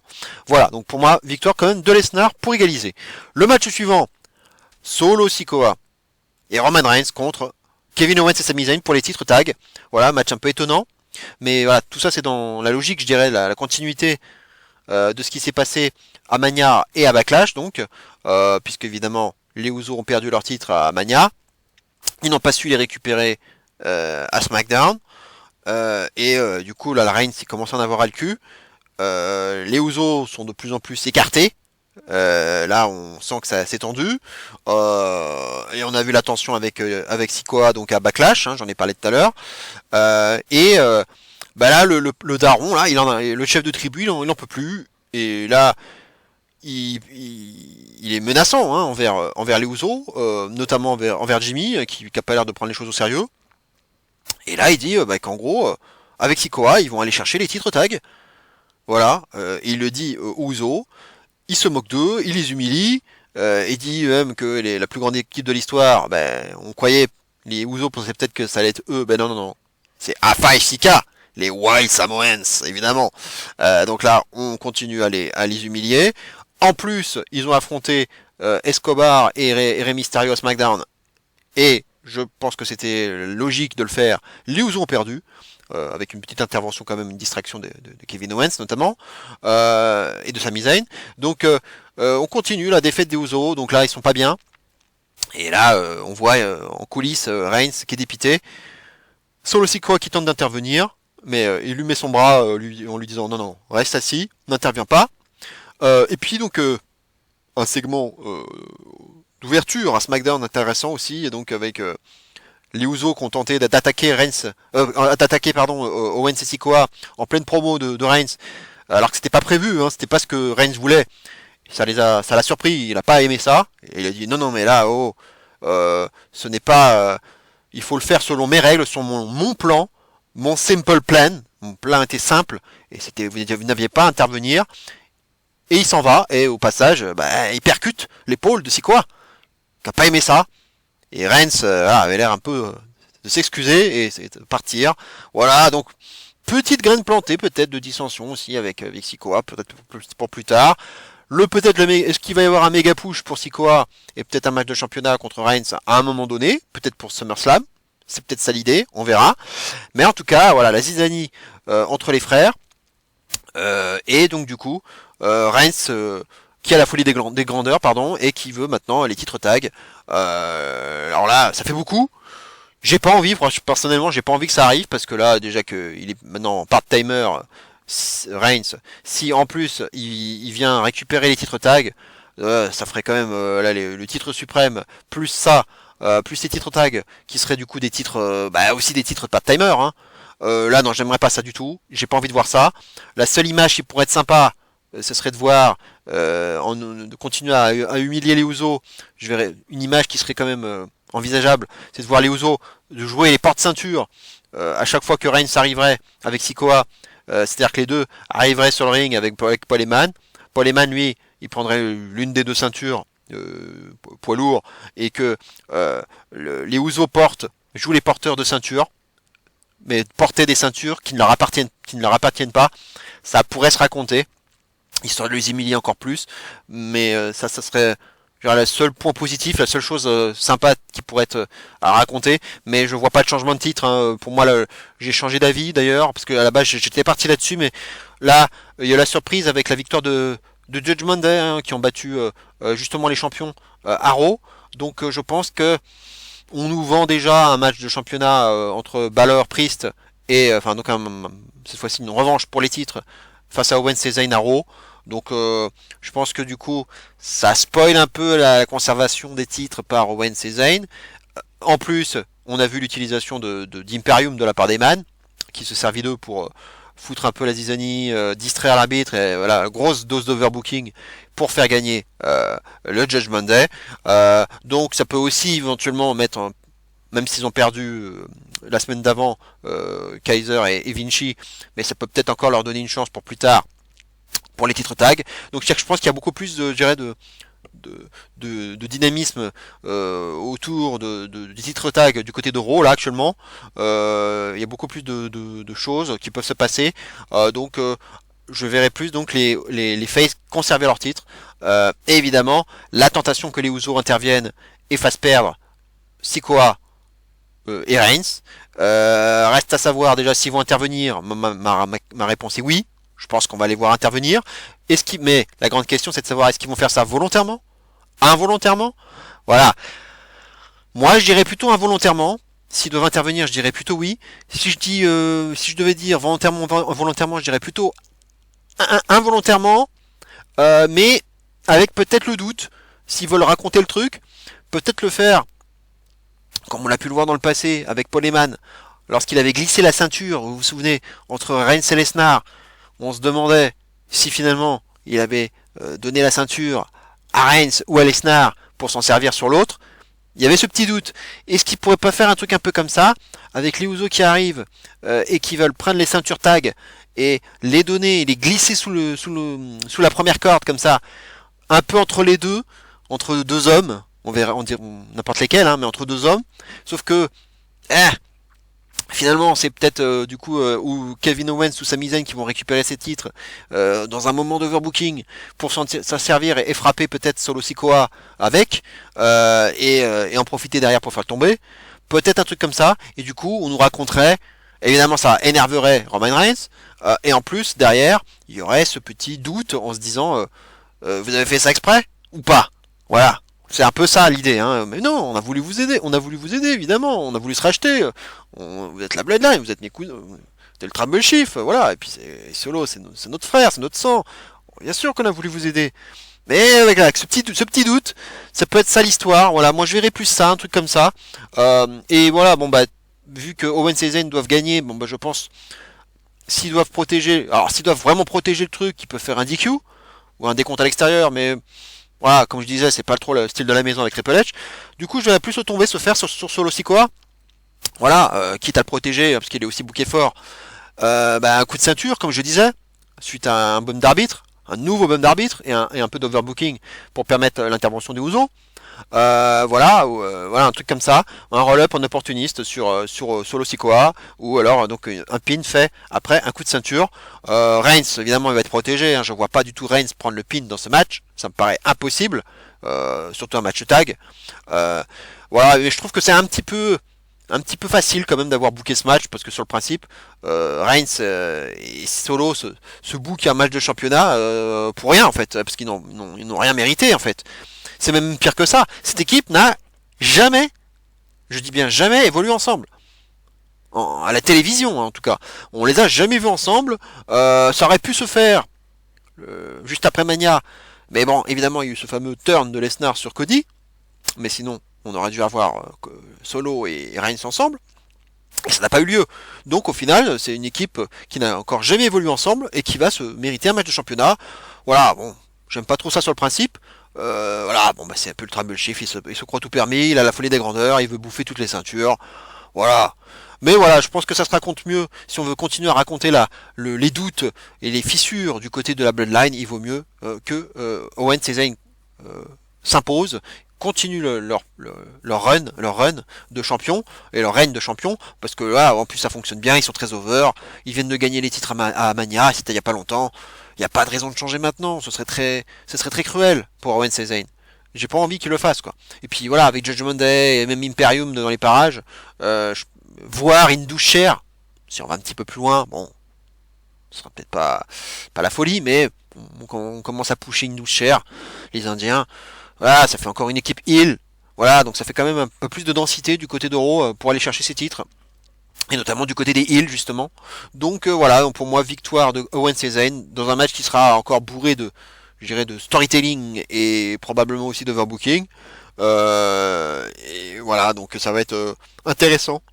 Ce common event, on verra dans quel ordre il va avoir lieu, hein, parce que là je l'ai mis dans cet ordre-là, c'est pas sûr. Mais moi je le verrai bien comme ça en avant-dernier. Voilà. Tout dépendra aussi du post-match. S'ils veulent faire un post-match marquant, Reigns qui éclate les Usos après le match, là oui, ça sera peut-être plus pour terminer le show. Hein, voilà, ça c'est sûr. On va dire que s'il book ce match à la fin, là, c'est qu'il va se passer quelque chose, et notamment les Usos. Il va y avoir peut-être le vrai turn cette fois-ci, mais je pense que c'est un peu tôt. Je pense qu'ils vont continuer à nous raconter l'histoire et nous raconter l'ambiguïté par rapport à ce que les Usos ont vraiment voulu faire. Est-ce qu'ils ont voulu se racheter, prouver leur valeur, pour se racheter auprès de leur Tribal Chief qui leur fait la gueule, ou alors est-ce qu'ils ont vraiment voulu plutôt accentuer les choses en donnant les ceintures aux face. Voilà, moi je vois bien un truc comme ça, en tout cas. Voilà, victoire donc pour moi de Owens et The Zayn. Et on termine avec ce qui pour moi devrait peut-être être le main event, à savoir AJ Styles contre Seth Rollins, donc la finale du tournoi pour le titre cruiserweight, hein, donc heavyweight pardon. J'en parlais hein, dans mon précédent morceau catch. Je trouvais ça plutôt logique de faire un tournoi pour couronner le prochain champion. Donc c'est ce qu'ils ont fait. Voilà, c'est de la compétition, c'est du tournoi. Voilà, il adore ça, Triple H. C'est une finale que je considérais comme très prévisible. Hein. Moi, je voyais, c'est exactement la finale que je voyais personnellement. Rollins, bon, bah là, c'est le grandissime favori pour prendre le titre, donc il s'est imposé facilement, je dirais, enfin facilement. En tout cas, fort logiquement dans ce tournoi, il a éliminé finalement Balor en finale. Du côté d'Euro, et donc voilà, il y a eu Cody donc dans l'histoire qui avait été éliminé par Lesnar dans le build-up, et AJ Styles de son côté avait battu Lashley en finale dans un match qui était assez décevant, je dirais. Par contre, c'était une bonne demi-finale, enfin une demi-finale du côté de SmackDown avec le premier triple threat là le triple threat des anciens avec Edge et Rey Mysterio. C'était vraiment un très bon match, malgré un Edge un petit peu aux fraises sur la fin. C'était quand même un très bon match. Voilà, j'ai bien aimé ce match et victoire donc de AJ donc qui affrontait Lashley. Match un peu décevant, mais voilà, pour moi le résultat est logique. J'étais parti aussi sur un Edge Rollins qui va rappeler de bons souvenirs du match de Money in the Bank 2019, donc il y a 4 ans entre les deux, qui était un très bon match, même si à l'époque, dans ma review d'il y a 4 ans, j'avais dit que j'avais bien aimé ce match, mais je lui avais donné alors c'était pas beaucoup, je lui avais donné un 3,75, alors que ça valait bien plus que ça en fait, mais je l'avais beaucoup pénalisé, parce que je trouvais que c'était pas normal que Rollins, mette beaucoup de temps après son stomp à faire le tomber sur Edge et pour finalement s'imposer, alors que à ce moment-là, je m'attendais vraiment à un dégagement de sa part, et ils l'ont pas fait. Alors que précédemment, il y avait eu, si je ne m'abuse, un style slash de DJ et Rollins s'était dégagé. Donc je m'étais attendu à ce moment-là, ce qui est un peu le 50-50, et que AJ se dégage du Storm de Rollins. Et ben il l'avait même pas fait. Non seulement il l'avait pas fait, mais en plus, Rollins, il avait pris son temps avant de faire le tomber. Et il s'était quand même imposé. Donc voilà, ça c'était le côté que j'avais pas aimé. Mais mis à part ça, c'était un très bon match. Hein, c'était le meilleur match de ce pay-per-view hein, il y a 4 ans. Et j'ai envie forcément de revoir ce match, hein, voilà, parce que ça fait un petit moment qu'on l'a pas vu. Ils se sont affrontés 2-3 fois à Raw, mais bon, voilà, c'était à Raw, donc c'était pas forcément un très grand match, de très gros matchs. Là, on est à nouveau je dirais une configuration pay-per-view, donc pour un gros enjeu aussi, donc j'ai envie de voir ça. Et pour donc l'inauguration de ce titre. Alors oui, ce que je trouve évidemment, et non, tout le monde a dit, hein, c'était la réaction logique. Pourquoi faire ce tournoi du côté de SmackDown? Pourquoi les mecs de SmackDown avaient le droit de concourir pour ce titre que Triple H a bien, dont il a beaucoup précisé, souvent précisé que c'était un titre exclusif à Raw. Pourquoi mettre des mecs de SmackDown dans l'affaire? Ça n'a aucun sens. Aucun sens. Et déjà que cette draft, elle a quand même beaucoup d'incohérences et beaucoup de critiques. Il y a beaucoup de critiques qu'on peut formuler après cette draft. Mais alors celle-là, elle était quand même belle. Hein. Elle était belle celle-là. Hein. C'est que déjà, on met à mal déjà la draft, quoi. On vient à peine de faire les rosters, les nouveaux rosters, et là, on nous dira les nouveaux titres spécifiques à Raw. Et puis là, on nous balance des mecs de SmackDown dedans. Arrêtez quoi. Je veux dire, les 2 triple threat matchs qu'on a eu à Raw, ils se suffisaient amplement. Et vous pouviez faire le Rollins Balor, le réserver pour Night of Champions, voilà. Il n'y avait pas besoin de faire ça, de faire un tournoi du côté de SmackDown, quoi. Et puis en plus, du coup, il y avait un petit rappel sympathique entre Rollins et Balor, hein, évidemment, pour l'inauguration du titre universel, la blessure de Balor, malheureusement pour lui, et le petit rappel qu'il y a eu d'ailleurs avec Balor qui avait porté un buckle bomb hein, mais cette fois-ci sur la barrière, hein, comme à l'époque où il avait été blessé par Rollins. Donc il y avait un petit rappel, c'était très intelligemment raconté ce match. Voilà, ça aurait pu être aussi un bon truc à faire en finale dans le pay-per-view à Night of Champions, quoi. Mais du côté de Raw uniquement. Avec Balor et pas AJ Styles. Enfin, qu'est-ce qu'ils viennent foutre là les mecs de SmackDown? Donc je dirais pour le pronostic c'est un peu compliqué là de s'investir. Le match va être très bon, ça y a aucun doute, mais alors niveau suspense c'est compliqué.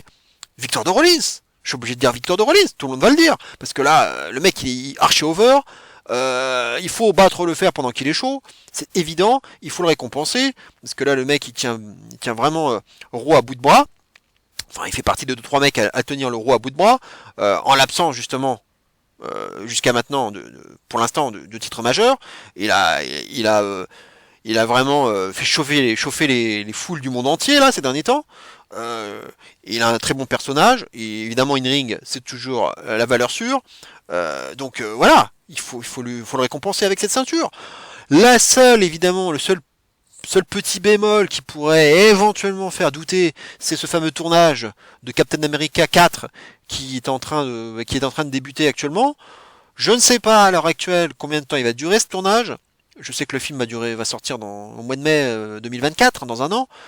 Mais je ne sais pas combien de temps dure le tournage, combien de scènes doit tourner Seth Rollins, combien de temps doit durer le tournage de son côté. Je n'en sais rien. Donc, est-ce que ça va vraiment le bloquer dans un éventuel run de champion? Est-ce que ça va poser problème? Je n'en sais rien. Donc, ça c'est le seul petit doute qu'il pourrait y avoir. Mais je vois pas de changement. Enfin, victoire de Rollins. Et quitte à ce qu'il soit un peu, je dirais, intermittent avec le titre. On a bien passé un an pratiquement, enfin même plus d'1 an, sans titre majeur à Raw. Un mois de plus, 1 ou 2 mois de plus, franchement, qu'est-ce que ça peut faire? Franchement, c'est pas bien grave. Même si Triple H a dit oui, ce titre il sera défendu avec honneur, etc., etc. Pour envoyer un peu une pique à Reigns. Voilà. Donc je pense que ça va aller. Là, par exemple, il va bien en Arabie Saoudite, Rollins. Donc ça veut dire qu'il peut quand même là il peut quand même aller à l'autre bout du monde malgré le tournage. Donc je pense qu'il va, à mon avis, il va faire des scènes de temps à autre, il va faire des petits allers-retours, donc on le verra peut-être pas à tous les Raw. Je pense que voilà, il va être là une fois sur deux, quelque chose comme ça. Je pense que ça doit pouvoir passer, ça doit pouvoir s'arranger, d'autant plus qu'à Money in the Bank ça va être à Londres, donc là, il va falloir à nouveau se barrer à l'étranger. Donc je pense il va gérer, ils vont gérer ça. Je pense pas que ça change grand chose et qu'il y ait d'inquiétude par rapport à ça. Victoire de Rollins, puis en plus si Edge gagne, il fait quoi? Il retourne il retourne à Raw et du coup on redrafte Tuesday aussi, parce que AJ Styles il a été drafté à SmackDown avec Tuesday aussi, hein, avec Gallows Anderson et Mia Yim, donc on va pas redrafter tout le monde à Raw, puisqu'ils sont ils sont tous reliés les quatre là. Donc ça serait débile, on va pas refaire ça. Non non non, ça va pas changer. Et puis bon, on a vu le Grayson Waller effect, hein, le premier de l'histoire, on va dire, de SmackDown, avec Grayson Waller pour ses débuts dans le main roster. Bon, le segment était pas terrible, mais il avait déjà commencé à tracher un petit peu, à se chambrer un peu AJ en disant que Rollins allait gagner. Voilà, donc j'ai l'impression qu'on nous vend déjà une feud à venir avec Grayson Waller. Donc ça sera pas une feud avec le titre autour, hein, donc faut pas rêver. Donc ça va rester à SmackDown tout ça, hein, puisque Waller est à SmackDown. Donc voilà, donc ça reste, il y aura pas de, il y a rien, hein, autour du titre, hein. Et puis en plus ils ont eu une feud à NXT, hein, lorsque AJ a fait un petit tour à NXT, donc ça se raconterait. Ils sont déjà rencontrés, voilà, donc je pense qu'il va rien se passer d'autre. Karrion Kross là, voilà, il a, comme d'habitude, il vient chercher des adversaires random, il va affronter AJ là, SmackDown juste la veille. Du pay-per-view, ça a été enregistré, hein, mais déjà le SmackDown, mais j'ai pas regardé les spoilers, je préfère pas. Mais bon, je pense que Cross est là pour jobber et mettre en valeur AJ la veille du pay-per-view, hein, ça paraît évident. Donc à mon avis AJ va gagner, et Waller sera la prochaine feud. Donc peut-être une intervention, voilà, petite intervention de Waller par surprise après le match, mais ou pour le faire perdre, mais c'est pas indispensable. Je préfère qu'on ait un match clean dans les règles de l'art, une vraie explication entre les deux. Voilà. Et puis j'oublie une petite précision par rapport à une intervention d'ailleurs. On sait jamais, hein, par rapport au Bel Eraska, sait-on jamais, peut-être que Flair pourrait intervenir juste après le match, s'annoncer déjà comme challengeuse et dire bah, je suis de retour, et s'annoncer peut-être en heel déjà pour attaquer Belair après le match. Voilà, c'était une petite parenthèse. Ça ferait un peu chier par rapport à Asuka, parce que ça donnerait l'impression que c'est une serpillière et qu'elle ne sert pas à grand chose et qu'elle est déjà secondaire. J'espère pas qu'ils vont le faire, mais bon, ça c'est une éventualité que je voulais aussi ajouter. Voilà donc pour les pronostics de Night of Champions.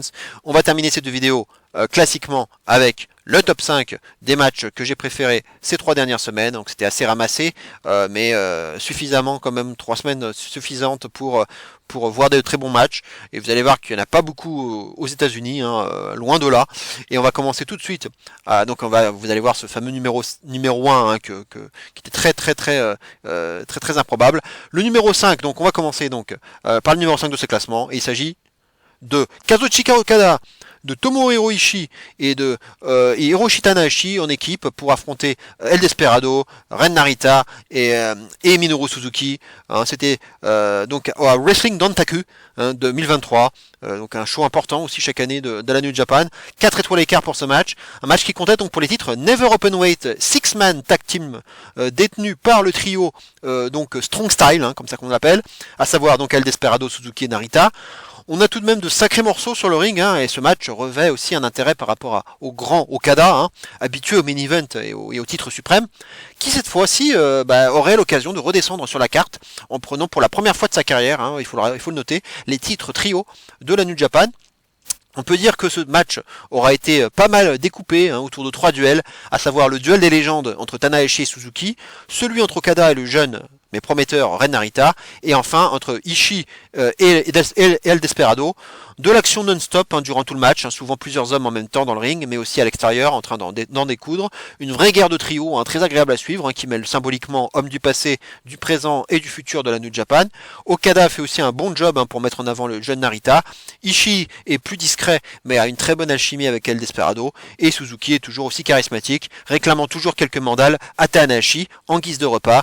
Un Tanahashi pas mal attaqué au niveau de ses côtes, hein, lui qui avait eu en effet une côte cassée lors de Capital Collision quelques semaines auparavant. Un très bon travail de storytelling au milieu de cette guerre de trio. Vraiment un chouette moment qui passe assez vite et peut-être l'occasion aussi pour la New Japan de remettre en lumière une division trio souvent laissée au second plan.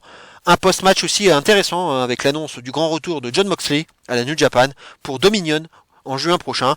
Un match que je vous recommande et auquel j'ai donc donné la belle note de 4 étoiles et quart. Le numéro 4 maintenant de ce classement, il s'agit de Damien Priest contre Bad Bunny, 4 étoiles et quart, le son de One Street Fight, donc j'en ai déjà parlé, voilà, je vais en parler vite fait. Donc une superbe entrée, donc Bad Bunny à domicile, grosse pop, monstrueuse, voilà, j'ai eu tous les éléments que je voulais, l'ambiance, un Bad Bunny encore qui a bien assuré, la grosse dose d'overbooking, le fan service. Voilà, la fin heureuse pour Bad Bunny, il le fallait. La belle perf de Damien Priest aussi qui a très bien mis en avant son adversaire. Et voilà, vraiment encore un beau boulot de Bad Bunny avec des prises qu'il n'avait pas encore faites auparavant. Franchement, on pourra dire qu'il se sera bien donné Bad Bunny pour recevoir des coups bumpés comme il se doit, notamment sur la Broken Arrow qu'il avait pris sur la table autour du public depuis des flycases. Vraiment un très beau selling en plus à la jambe aussi de la part de Damien Priest suite au travail intelligent de Bunny. Voilà, l'overbooking, Carlito, Savio Vega, la LWO, voilà, donc c'était un gros moment overbooking et fanservice. Là le public a vraiment popé, et voilà, on se débarrasse de Dominique et de Balor. Vraiment, tout le monde va célébrer Bud Bunny après sur le ring. Le happy ending est de mise. Voilà. Vraiment dommage, voilà, comme je le disais, que ce match n'ait pas clôturé cette édition de Backlash comme je le déplorais. Mais c'est vraiment la seule fausse note vis-à-vis de ce match. Donc à 4 étoiles et quart pour ce match très fun. Un Bad Bunny à niveau au top. Très bon job de Priest. Public en feu. Smile vraiment pour finir ce match.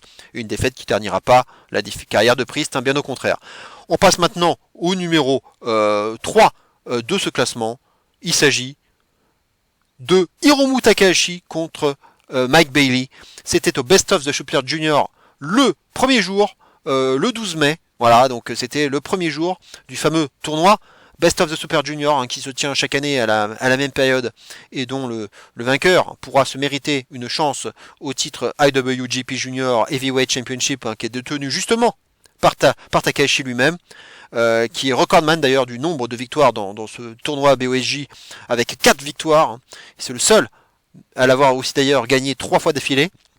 C'était donc un sacré défi pour le Québécois Mike Bailey, l'un des catcheurs en vogue de ces dernières années, et déjà un dream match proposé dès le premier jour dans la mythique salle du Korakuen Hall de Tokyo. Et sans surprise, on aura assisté à un sacré combat entre deux hommes hyper spectaculaires qui savent faire le show dans un ring. Ça part même au milieu du public en début de match, ça s'envoie de sacrés kicks, c'est vif, c'est précis, équilibré, et le suspense est très présent du début à la fin. Un vrai régal pour les yeux et un public japonais que je trouve de plus en plus expressif. C'est un vrai point positif que l'on peut souligner du côté de la New Japan. On essaye de gérer un peu d'internationaliser la New Japan, de la démocratiser. On a même eu un match durant ce tournoi que j'ai failli mettre dans mon top 5 d'ailleurs, entre Takahashi, le même Takahashi et Kushida, qui sont partis carrément à l'extérieur, dans l'herbe, chose que je n'avais jamais vue dans un match de la New Japan au Japon. C'était incroyable de partir comme ça à l'extérieur, et ça rappelait évidemment vraiment les matchs aux États-Unis, quoi.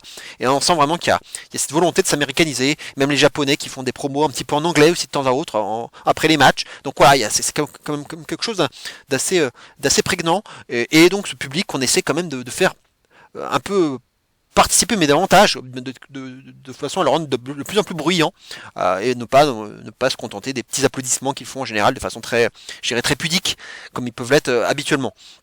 Et on sent vraiment, voilà, en tout cas, l'immense respect qu'a Bailey à l'égard de son adversaire au vu du pédigré dont il dispose.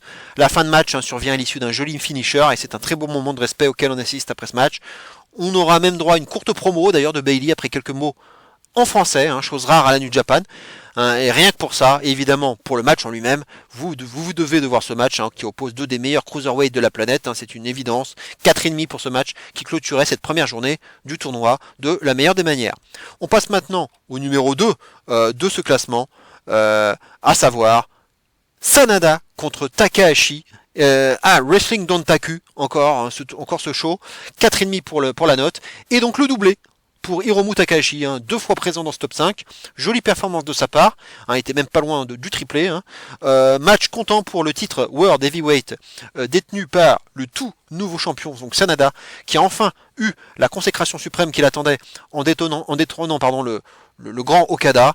Un match évidemment spécial, car Takahashi de son côté arrive en tant que champion junior de la compagnie et cherche à faire ce que personne n'a jamais fait auparavant, à savoir détenir à la fois le titre junior et le titre mondial de la New Japan, un rêve que Takahashi a depuis tout gamin d'ailleurs, et un match aussi spécial, car bien évidemment Sanada faisait partie du même clan que Takahashi il y a encore quelques temps de cela, à savoir Los Ingobernables de Japon. Sanada considère qu'en visant son titre suprême, Takahashi néglige la division de junior qu'il est censé représenter. Takahashi a révélé d'ailleurs que quand Sanada et lui étaient dans le même clan, ils se parlaient peu, ils n'ont jamais été proches. Sanada l'a d'ailleurs confirmé, ils ont dû parler, il disait qu'ils avaient dû parler 5 ou 6 minutes en l'espace de 5 ou 6 ans.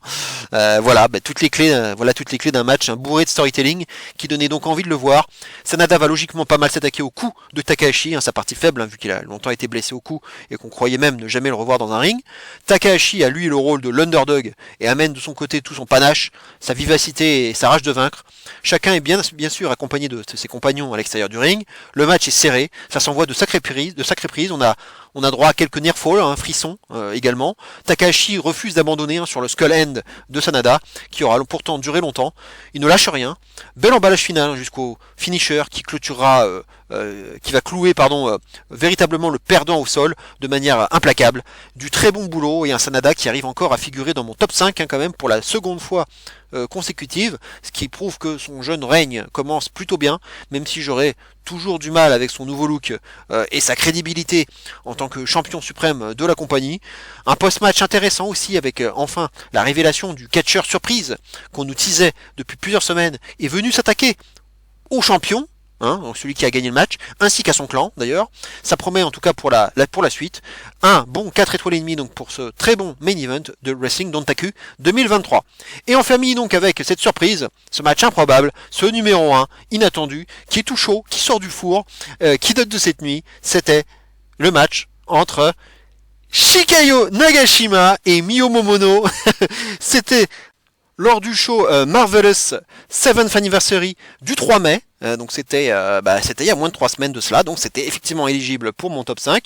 5 étoiles, et oui, j'ai bien dit 5 étoiles, c'est rare de ma part, surtout pour un match féminin, et oui, j'ai claqué mon 5 étoiles. Match comptant pour le titre AAAW, détenu par la vétérante, que vous pouvez voir sur la gauche de l'écran, Nagashima, 47 ans, quand même, chapeau, face à la jeune mais prometteuse Mio Momono, donc à droite de l'écran, seulement 24 ans, qui n'a encore détenu aucun titre au sein de cette compagnie, la Marvelous, une compagnie que je découvrais pour ma part. Le titre AAAW est un titre quand même de prestige, puisque des catcheuses de légende comme Meiko Satomura et Aja Kong l'ont détenu à plusieurs reprises. Il faut noter que Nagashima, donc la vétérante, détient ce titre depuis le 4 décembre, en battant justement Momono en finale d'un tournoi, car le titre avait été alors rendu vacant. L'occasion pour la jeune Momono de prendre alors sa revanche. Nous sommes à nouveau dans la mythique salle du Korakuen Hall, la même salle dont je parlais tout à l'heure, le même salle que pour le match entre Takahashi et Bailey, donc pour le match qui avait été numéro 3 de mon top 5 tout à l'heure. Ce numéro 1 de mon top 5 est donc tout bonnement improbable, à bien des égards, puisque mon top 5 était déjà fait avant de tomber sur ce match, et grâce je le salue, je sais qu'il m'écoutera pas, mais grâce à la chaîne Twitch d'un certain DJ Hansi, que je vous recommande, et qui nous stream gratuitement quand même, chaque samedi soir, il faut le savoir, des matchs de Joshi et de Lucha Libre, et grâce à ça, je suis tombé la nuit dernière, donc sur ce match obscur de la Marvelous, promotion donc que je connaissais pas, tout comme les catcheuses en présence dans ce match. Je me suis donc laissé porter par ce match sans rien savoir de ce que j'allais voir, et après l'avoir vu, toutes les cartes ont été rebattues complètement et mon top 5 a été totalement chamboulé et je ne pouvais faire autrement tellement ce match est juste hallucinant de qualité. C'est une vraie bagarre à couteau tiré entre une vétérante et une jeune underdog qui va devoir redoubler d'efforts pour aller chercher cette énorme, très belle mais alors énorme ceinture qui est vraiment bien trop grande pour elle. On part dans les gradins, ça s'envoie sur la gueule comme jamais, les coups sont très rudes, le suspense est juste hallucinant avec un nombre incalculable de near falls frissons, sans doute un peu trop trop, hein, me direz-vous, et ce serait bien l'un des seuls reproches que je ferais à ce match, ainsi que la lenteur récurrente de l'arbitre au moment du compte de 3 à chaque fois, qui laisse à chaque fois deviner du coup qu'il va y avoir un dégagement. Ça, c'était le principal reproche que je pourrais faire, mais mis à part ça, ce match est juste à couper le souffle, l'intensité est folle, et on se demande à chaque fois quand et comment ce match va-t-il bien pouvoir se terminer. Et finalement, le match va durer quand même 26 minutes, et je serais volontiers allé jusqu'au time limit de 30 minutes, hein, qui était alloué à ce match, et une véritable dinguerie, vraiment, un ovni, hein, que je suis vraiment très heureux d'avoir vu, et qui pour moi, sans la moindre contestation, constitue tout simplement le meilleur match féminin qu'il m'ait été donné de voir cette année. Voilà, je le dis tout de suite. Alors il y en a peut-être eu des meilleurs ou des aussi bons à la Stardom notamment. Alors comme j'ai pas l'occasion de beaucoup la regarder, c'est possible, mais en tout cas moi personnellement dans tous les matchs féminins que j'ai vus cette année, c'est de loin le meilleur, hein. Le numéro 1 donc pour moi le plus improbable depuis que je fais des top 5, qui sort de nulle part, là, qui sort du four et qui sera bien difficile à retrouver, hein, d'ailleurs malheureusement ce match si vous souhaitez le regarder, car je n'ai malheureusement pas réussi à remettre la main dessus. Donc c'est juste le premier match féminin auquel je donne même la note de 5 étoiles. Mais je ne pouvais pas faire autrement, tellement ce match était fou.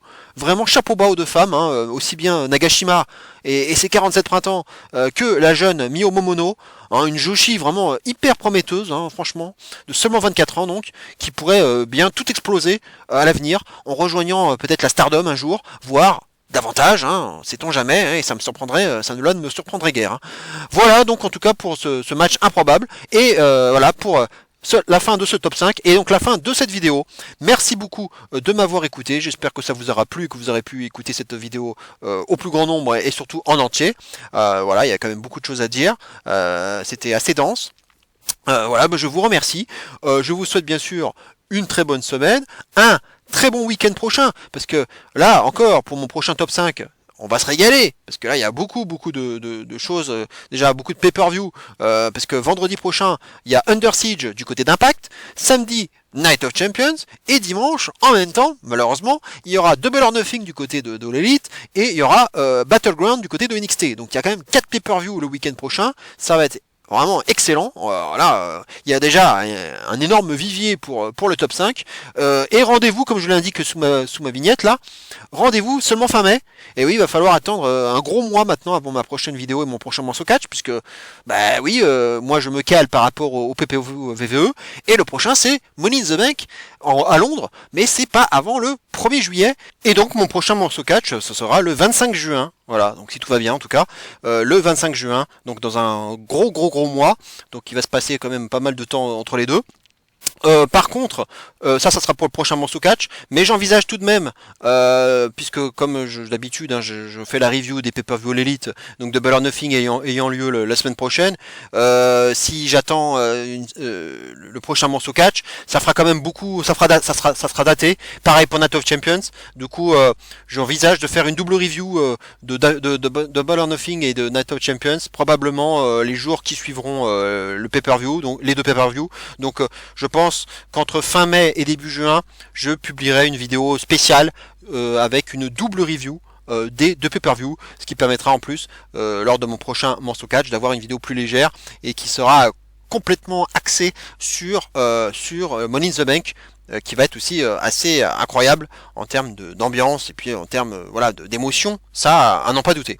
Voilà, en tout cas, je vous remercie beaucoup pour votre fidélité, pour votre écoute. Je vous invite bien sûr à liker cette vidéo si vous au plus grand nombre et à vous abonner à ma chaîne si vous ne l'avez pas encore fait. Je salue tout le monde et à tous les fidèles de cette chaîne, même si vous n'êtes pas nombreux, je sais, vous n'avez pas fait, il n'y a pas eu malheureusement beaucoup de vues sur ma précédente vidéo.